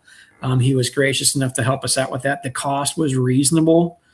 If I remember correctly, I think for 3 hours time, I think we were somewhere around the $800 mark on that, which actually last year there was an individual that paid. He asked not to name his name, but he paid, and everybody knows who this person is, by the way.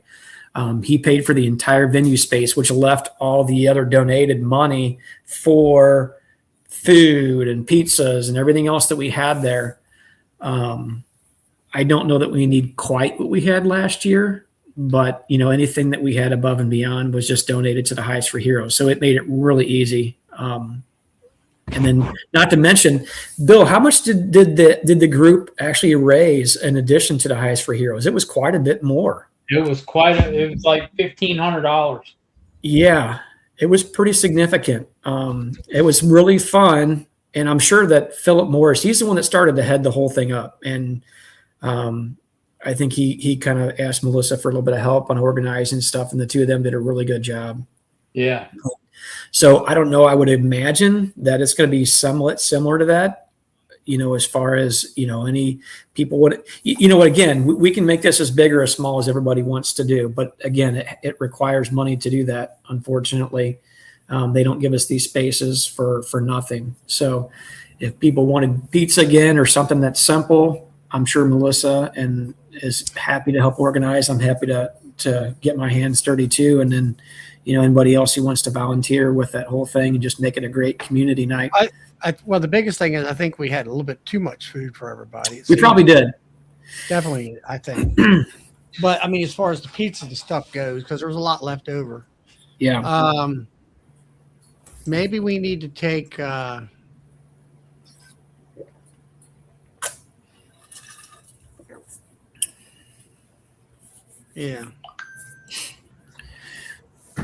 Well, and again, we could do something different. I will just say that understand it does take a lot of planning to get all this stuff in place. I mean, Melissa and I were working days before getting things put together, calling in orders at Sam's Club. We hauled some stuff out there. We had a couple of really big orders in Louisville that we had to pick up. I don't know if anybody actually seen the back of Melissa has a Ford Explorer. And oh yeah, it was full all the way to the roof. It was to the roof. I'll try to find that picture. Window to window and to the roof. Yep. Bill, I told Melissa that she has to buy me an F-150 this year. So who knows? Maybe I'll be driving a truck out there this year or something. But have a little more. Put a camper top on the back, so that way you can put more stuff in it. I'll have to pull my enclosed trailer out there. We'll have to take the machines out of it and pull that 18-foot enclosed out there to get everything in there. Let's see. So I don't know how well everybody will be able to see this, but here was a fun picture. This is the hibachi grill. Blow it up. Blow it up. Blow his picture up. Go down there and blow his. My camera's doing weird stuff. There you go. See Eric, Rob House, Kent, Charlie. I think Charlie's on the left side over there. Yeah, it was the empty chair was Will Toothaker, and then his daughter, and then there's Bill. I don't know who was sitting there. I don't remember. And then Charlie, myself, my wife, and then Joey and his wife. Yeah. And then let's see here. I have a picture of the other side. Okay. Here is a picture of the other side. Yep. Me, Melissa, Brian, the Gail. fellow on the left there is Mr. Their last name is Thomas. So that is mine. That's him and his wife and their son. Yep. So this was that's Joey's friend that makes those the suckers, right? The suckers, the lollipops or whatever it is. Yes. Out of honey. Okay, let's see.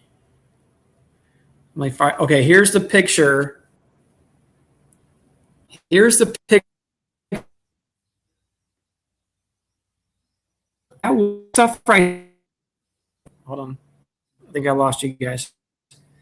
Yeah, you're still the there. Stuff in the back of the Explorer was just for the party. Yep. Yeah. Yeah, I saw that when we pulled in there last year. I'm telling you guys, we could not have fit grains of sand in the back of that car. I mean, it was loaded down. Good time though. So I hope that everybody, can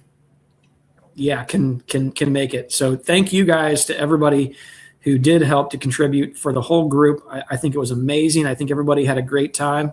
Yeah. Well, we had a good bunch there. We got there early enough. We set up the tables and stuff like that. And then, and the food and all. But I would say with the food, I think we need to have some type of, that's all her stuff that she entered. So I want to brag on Melissa for 1 minute. That entire table was everything that she prepared for the honey show. And there might've been a few other things that were not on the table. So not only did Melissa, and she did a lot of the work, help to plan that party and help organize it, the Hives for Heroes thing with Philip, get all of her items ready for the honey show. And she won several awards actually. Help keep me lined out, which was we all know that was a task in itself. have a good time, and be able to get all of our stuff packed in the car to head home, and organize the hibachi grill dinner thing or whatever that we had. Bev says maybe that was Todd's place from Loma Vista at the hibachi grill. Yeah, it might have been. Yeah, because he was sitting over with us. Yes, it was. He was there on that. That was his spot. That was Todd from Loma Vista, California. Because we were laughing at Charlie about trying to catch the rice. Yeah, I was trying to catch it with my mouse. Yeah, Jace, it's Wednesday night is the big party that everybody comes. I would like to see you come to that, and let me know that you're coming for sure, at least a nod, because I have something for you.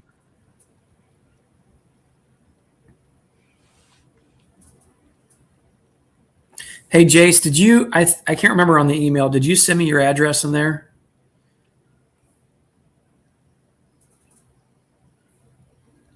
I think you might have. It's okay, Bev.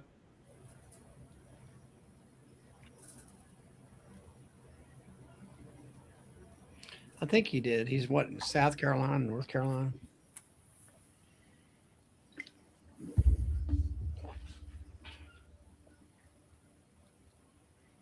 That wasn't Todd. He left early.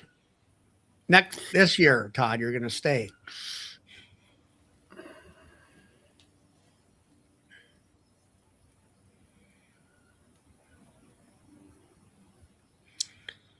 But we closed the place down that night. Yeah, we did, didn't we? They were trying to run us out.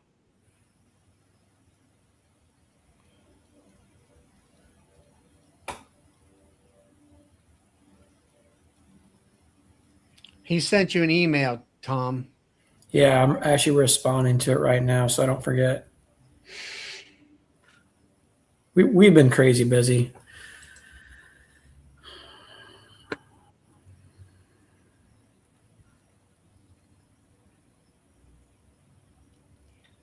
So anyway, Georgia Bee Conference asked for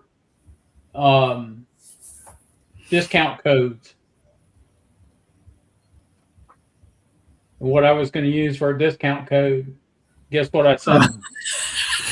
No, I seen it. I seen it, and I seen the email that came through for Bill. So just everybody, FYI, Bill signed up to be a vendor at the EMBA February 5th and 6th workshop conference that we have going on in St. Louis. So Bill will be there.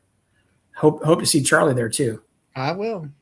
But Bill's going to be there. He will have a discount code for his products. Another great socialization of the beekeeper community here at that time.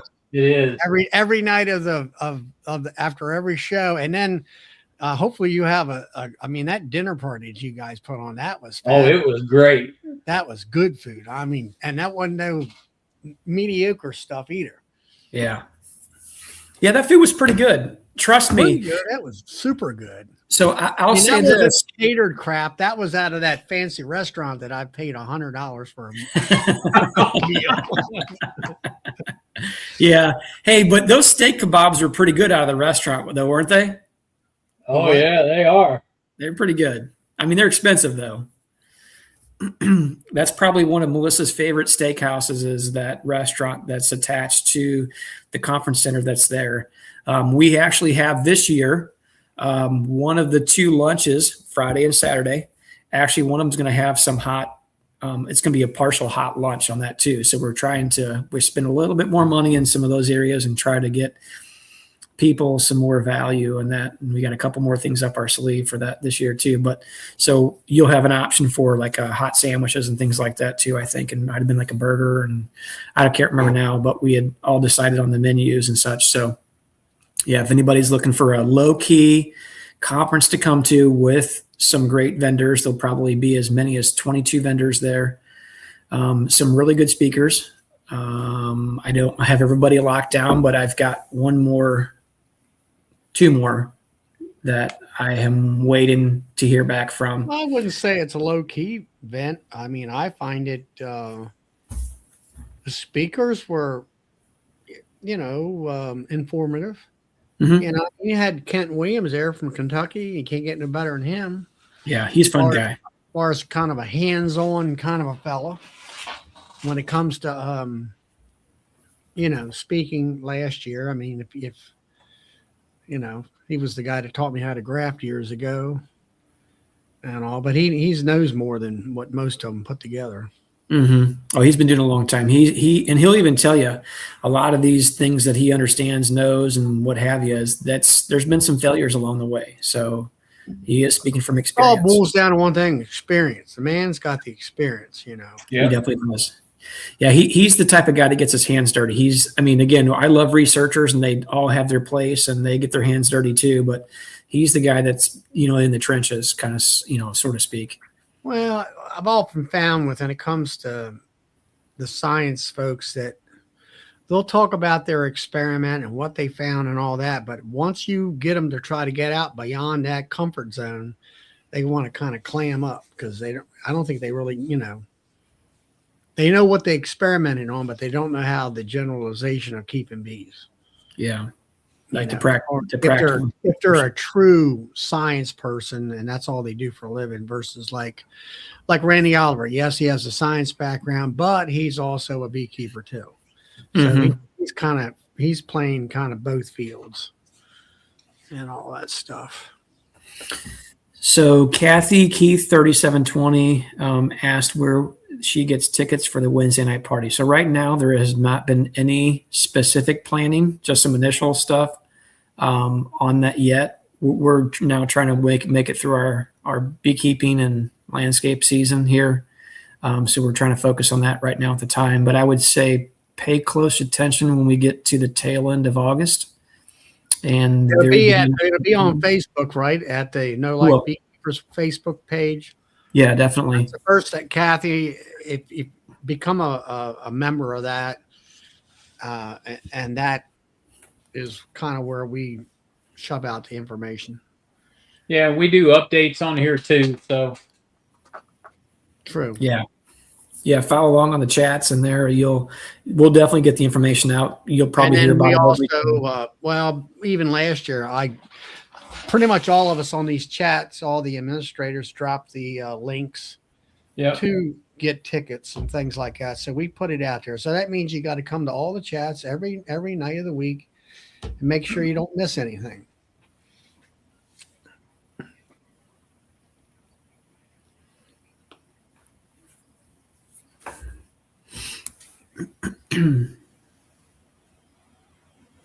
Eric, you need to come out to St. Louis. Yeah, Eric. It is. That was a great conference. It was a lot of fun. And then we had a more like a Saturday night after party down at O'Malley's or whatever it is, off to the left. A little bit of Irish pub there with their own little room. And there was, 30, 35 people there. Yeah. So you and Melissa are going to Georgia too, right? We are, yes. Okay. I think Melissa Ashley, if I'm not mistaken, I think she reserved a hotel, if I'm not mistaken. Yeah. So I actually spoke with, so I don't know if anybody knows this name. The Georgia State Beekeepers Association president, Julia Mahood. Yeah. Wonderful person. Great person to talk to. She is also gives presentations on drones. So you don't hear that a lot. That's one of those things that you don't get a lot of. She will actually be, obviously she'll be in Georgia because she's the board president, but also she is going to be one of our speakers at the EMBA workshop this year, talking about drones. So stay tuned for that. I'll drop one other. We got Fred Dunn. He will be there. So I don't want to throw too many clues out because we really haven't advertised a whole lot of this stuff here yet. But Fred Dunn and Julia Mahood will be there. She, again, wonderful person. She another thing that I think is really cool about this gal is on her slides and such, she does all of her own illustrations, and they're actually amazing. One of the little gifts that she gave to Melissa and I when we brought her to St. Louis here a couple of years ago is she left us with some homemade cards, and she had their own illustrations and stuff in there, which was really cool. I don't know if anybody maybe any of the ladies or even guys too that might make homemade cards. I don't know. My mom is one who makes stamps all of her own cards and all this stuff, and it's a big deal. And she probably has $80,000 worth of stamps and all kinds of other little trinkets and stuff that go along with it. But anyway, it was kind of cool. I think Mr. Brian Zavada is going to be in St. Louis too, ironically. So yeah, he was a person who was very well received. People really enjoyed him. As far as we send out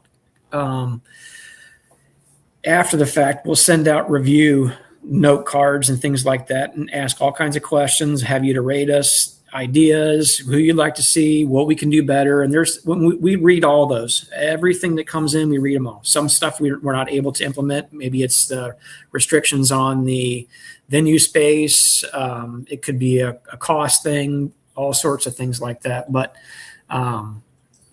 we always Steve, right there is a perfect example with Brian. Brian is a hands-on beekeeper. He's a good instructor because he's a past school teacher. But what I'm getting at is, like if he's going to talk about cream honey, he knows what to do about cream honey because he does it. That's right. Or if he does candles, he does it. So he can sit there and tell that group of people, you're interested in making candles. This is how you get the wax clean. This is how you pour. This is how you do it. What are all the different things you do with that? Yeah. And those are the kind of classes that I like is, I guess you would call them instructional type. Sure. Give me the ins and outs on how to do something so I can take it home and take that information and apply it to what I can do with my bees or byproducts of the hive or something like that. Yeah, certain aspects of it may not have interest for everybody, but I can tell you what, Brian definitely is a very good teacher. Enjoy hanging out with him. And, I was really pleased that he came out last year and we had such a good time and he was so well received that we said, hey, him, myself, and Jim Masucci, we were all three of the ones that taught the intermediate class on Friday. And we're going to be up in the game on that too. It's going to be an all day class. I'm bringing in another instructor on that as well. So there's going to be more value there on that day. Again, full lunch, drinks, the whole 9 yards. So again, trying to add as much value as we can within reason. Stuff is expensive nowadays. But we just want to make the experience a well-rounded educational experience that people can get their hands on some honestly state-of-the-art products from some great American vendors, like Bill, Michael, 21st Bee, all kinds of guys coming out. So, glad everybody came out from around, Charlie from up in Baltimore and Bill from up in Virginia and Clay was in there. Let's see who else was there. Obviously, Brian was there. Todd was there. JW was there. Oh, my gosh. There was – I don't even know. How many people were from out of town, Charlie? Didn't Dodd and them Dodd was there.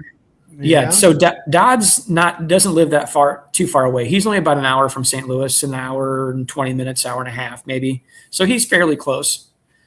So that's kind of his area. I don't know. Like I say, there was at least 30 at that Saturday night party.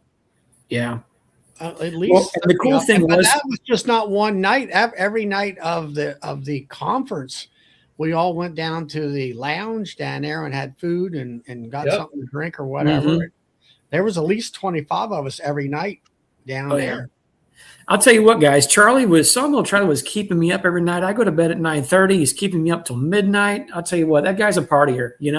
You might think he'd go to bed early. Bill and I are over there trying to kind of fall asleep a little bit because it's well past our bedtime. And so Charlie's ready to. I mean, it's like the guy is like an energizer jump from one table to the next to socialize with everybody. Well, you have so many great friends there that you just really want to make the most of it, right? So, how often do we all get together and see each other in person? Exactly. Once, twice a year. We get one. We've gotten 2 times a year, and that's it. Yeah. Well, I guess that the only people that are going to be at Georgia is you, Melissa, Michael, and myself. There's going to be 4 of us at Georgia. Yep. Yeah, I'm trying to think of who else will be there. I'm sure, I don't know if you know, Corhan will be there like he was last year. I'm trying to think of who else. Can't remember who else we were hanging out with, but it was, I don't know, it was a good time. It was it's, I think, what is that, beginning of September? Is that right, Bill? It's, I think, 11th and 12th. Okay.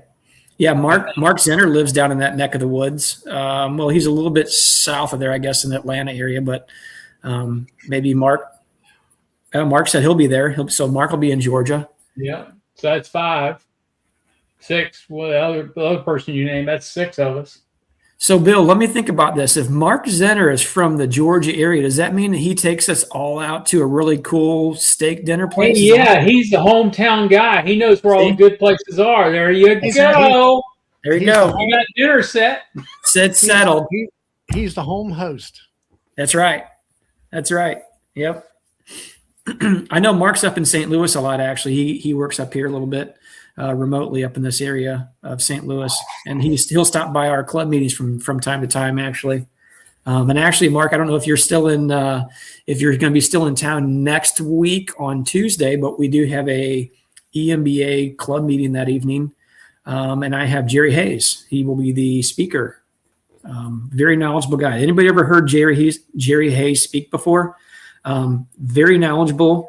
A great speaker, good information, very practical, fun person to chat with, fun person to listen to. Where's he from? Jerry Hayes is from Ohio. Oh, okay, I'm thinking about another Hayes. Oh yeah, Flowers. Brian, Joey Rawls. Joey was there. Joey and his wife. Yeah. So that's another out of towner.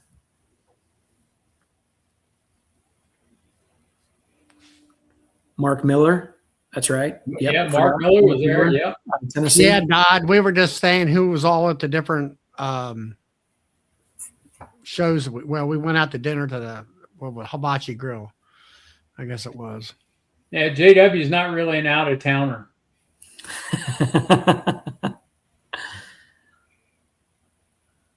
Yeah, Mark Miller was there. Yeah, because he took stuff off my truck and put on his. Okay, yeah, that's right. I had an extractor for him. Yeah, Mark was there, and I don't know. I mean, there was a ton of folks. Hey, the reason I only wanted one table, Tom. Yeah. Is so I have room to set stainless steel up. Yeah, perfect. Sounds good. The next question is what truck are you taking? I don't know. Well, you do some pre-orders, and you might be taking the big box truck that you bought. I might be. Yeah. That's going to be a bear driving. It won't be that bad. Charlie would be hanging out the window, causing trouble on this side. Bill's driving. Is that thing automatic or is it stick? It's an automatic. Oh, okay. Hey, it don't matter. Once you get it going, just hammer down. No, I drive. I drive a big truck with a 5-speed with a 2-speed rear. But it's an automatic. So with automatic, it's a little bit nicer. Yeah, air ride seat, air ride suspension. So it rides pretty good when it's loaded. When's Georgia? I was just looking up the dates again, so I don't misquote. Hang on a second, I can tell you. I got it right here on the calendar. No, that's not right. I thought I had it anyway. It's the 11th and 12th, I'm pretty sure. Okay, yep. I see it. I think that's right. Yeah. The fall conference is September 11th and the 12th. Was that a Friday and Saturday, I think? Yep. I got to be there on the 10th to set up. So. Oh, I have it in my calendar. Setting up at 1 o'clock on the 10th. Yeah. I'll tell you, they actually have, not that everybody is all about the honey show and stuff like that. Melissa's actually going out there to work the honey show. If you have tickets for Georgia, is that a free thing? Oh, no, you have to pay for it. Yeah. You got to pay for it. Tickets.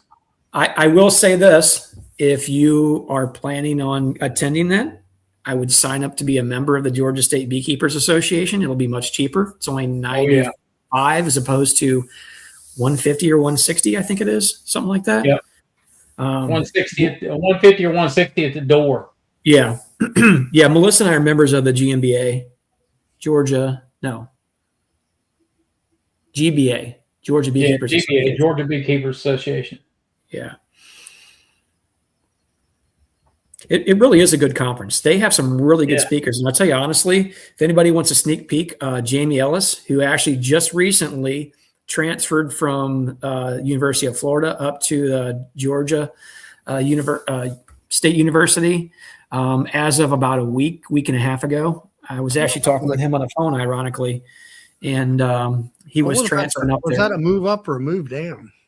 Well, I don't know. I mean, when you're a guy like Jamie Ellis, well, I mean, he had a state of the art conference center down or B lab down there in Florida. I think Jamie Ellis kind of built that. If I understand that correctly, he took over the Master Beekeeper program down there and revamped it and everything else. Yes, and then he moved. Was it Georgia Tech or Georgia State? Oh boy, I don't remember. I want to say that's a good question. I don't know the answer to that, Bill. Because Georgia Tech is the extension school, and Georgia State is the state university. I want to say state because isn't Athens? Isn't that the state university? Somebody else help us out here in the chat. Maybe Mark Center knows. So Jace, yes, you do need tickets for Georgia. I don't know if we covered that. UGA. Okay. University of Georgia in Athens. Yes. Georgia State University is in Atlanta. Oh, Atlanta? I thought it was Athens. Wait a minute. Maybe I'm wrong. Could be wrong. Well, anyway. And Georgia Tech is in Atlanta as well. The only thing I see is the humidity just as bad there as it is in Florida? Oh gosh, it's horrible. It absolutely is. It's horrible. Yeah, it's not good. But I mean, you're inside most of the time. So University of Georgia is in Athens. Okay. On the 10th is a field trip to Blue Ridge Hunting Company. That must be a pretty good haul to get there. Yeah, Bob Benny will be there. I don't know if he's speaking this time. Last year he didn't speak. So Jamie Ellis is speaking. I was going to pull up the whole I'm trying to find it here. Sponsor testing. Well, Bill, in 3 days, we did 5,300 bales of hay. That's quite a few. Yeah, it is. That's with that new machine and everything. We would have never done that with the old. No, you wouldn't have. With the old way, it would have took us a week or more, and we've been decrepit by the time we got done. Okay, so here are the keynote speakers for that conference: Jamie Ellis, Megan Milbrath,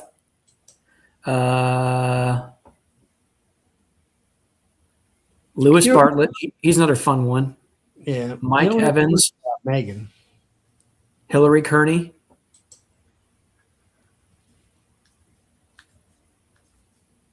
They have a lot going on that weekend at that thing, and there's several different classes going. The main one, there's usually a couple other sideline ones going on.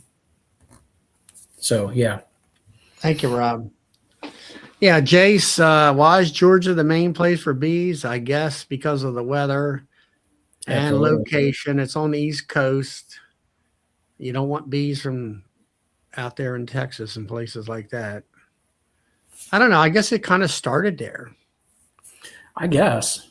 I mean, I think it was, what was it? Either Doolittle or AI Root, I guess it was. AI Root was the one he knew he needed, where he lived upstate New York, I think it is. He needed bees to be early delivered to him on the train as how you would get them there at the time.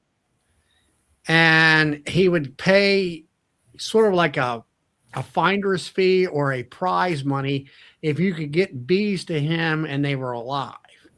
And once they figured out how to put a package together in the juice jar and the queen and all that stuff, that was the birth of the package bee business. And that was Interesting. That was over 100 and some years ago, I guess. But back then everything was on the rail trains. Yeah. Mm-hmm. Hey, Brian, so if you end up going out there to Georgia and you don't want to rent a car, we're happy to pick you up. As much as I don't want to go to Atlanta or go through Atlanta, I will for you. And then we could travel up to Bob Benny's place in Blue Ridge on the day before. We're going to be down in Florida that week before, actually. That's going to be a bit of our vacation / volunteer work deal. So we'll be that week before down in Florida, and then we're going to travel up there. So let us know. It'll be really fun. Jonathan, I think you're a little bit too far north, buddy. You're much further north than I am. So, Rob, 5513, do you farm also, or did farm? I seen your comment on the video also.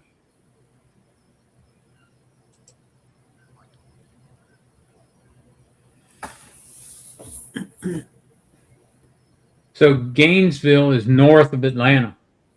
Yeah. not And Blue Ridge Honey Company is in Clayton, Georgia. Which I think is even further north than that. Is that right? Yeah, he's 48.2 miles away from Gainesville. Okay. So that probably is somewhere in close to, 45 minutes, 50 About minutes. an hour. 50. Yeah. It's GPS says 52 minutes. Mm-hmm.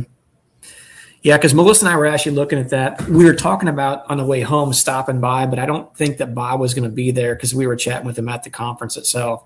But we kind of wanted to poke our head in the store, but I don't remember now. So who knows? Maybe we can get there a day or so before, because Bob is usually, let's see, on the 10th. I don't know if Bob might actually be down in Gainesville at that time, honestly. So if we wanted a little private tour, Brian, he may not be there at that time. I'll be coming from, we haven't decided that. Does anybody know who Melanie and Dennis Cruz are? I do. Yeah, so we've known them ever since technically the second Hive Life. So it's been the second conference that came and put on. We have known them ever since then and have gone to a lot of conferences together, hung out together. Great, great people, wonderful people, very knowledgeable, down to earth, just salt of the earth people. If anybody's ever had the opportunity to meet them, they don't come to chats as much anymore, but we usually go down to their farm and visit them for a couple days, hang out in Jacksonville a little bit. But I think Melissa and I are going to go back down to South Florida and Palm Beach Gardens, where we typically vacation that once a year. Amazing fishing down there, by the way. That is, if I'm not puking over the side of the boat, which the last 2 times I've been out deep sea fishing, that boat was rocking like crazy, and I was feeding fish, Bill. Oh my gosh, it was not good. Not good at all. Let me tell you guys something. So if you ever get seasick out on a boat, don't go down into the galley of the hull, because it immediately becomes so much more intense when you're down there. It is not good. I mean, we were fishing out there, and there was like sand sharks and stuff swimming around the boat. And I told the guy, I'm like, I need to get in that water. I'm like, I need to jump out of this boat because I was so hot, and it was just was miserable. Never had any problems with seasickness before, but the last 2 times I went deep sea fishing, man, it was bad. Not good.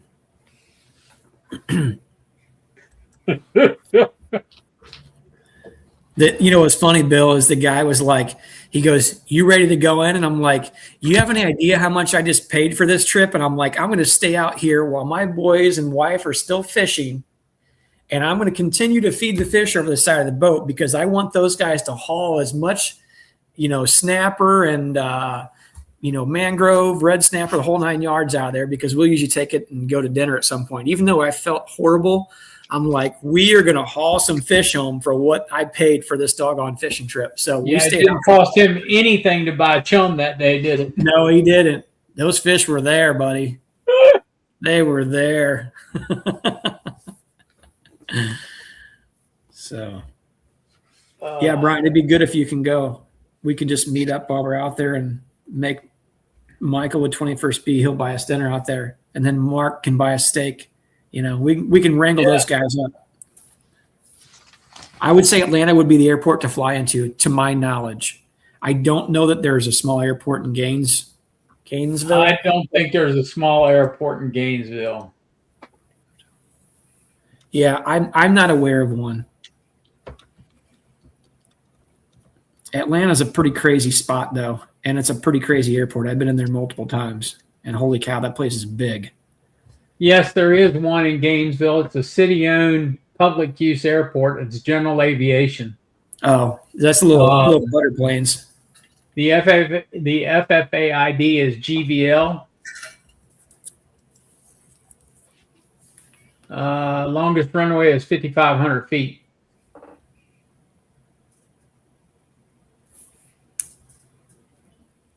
Yeah, you're not going to get any kind of a big plane on that.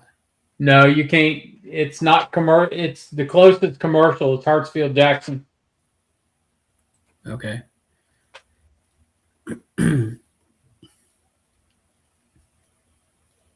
Yeah, it's a small airport. Yeah, Eric says, Brian, just take the private jet. Well, Yeah, in that case, 500 feet, they could do a private jet. yeah. Let's see.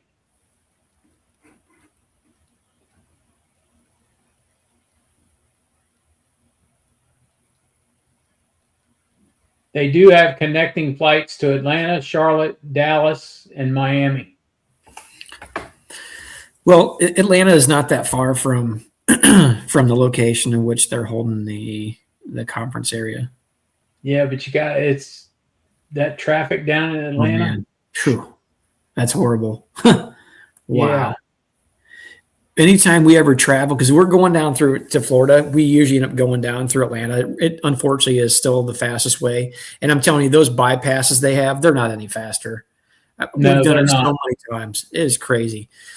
The biggest thing that I try to do when I'm traveling through Atlanta is I try to not be in the morning rush hour, like middle day or well after evening rush hour, like, after 9 or 10 at night. But I'm telling you, when you go through Atlanta, it doesn't matter what hour of the day you go through there, you will encounter traffic. Any one of the 24 hours throughout the day, you will encounter traffic in that city. It is a huge, busy city. Yep. Oh, it's 24 minutes after 10, so I'm going to end the chat and we can hang out. Night, everybody. Yep. It's Monday night is me. Thursday night is Keith. Friday night is Charlie. Saturday night is Joey. So y'all have a good week. Yes, we're still awake, Michael. Why don't you come in the green room and we can pick on you for a little while. So y'all have a good night and keep your bees healthy. Oh, and just remember, tonight was part 1. Next Monday night is part 2 of the series. Good night, everybody. See y'all. See you, Rob.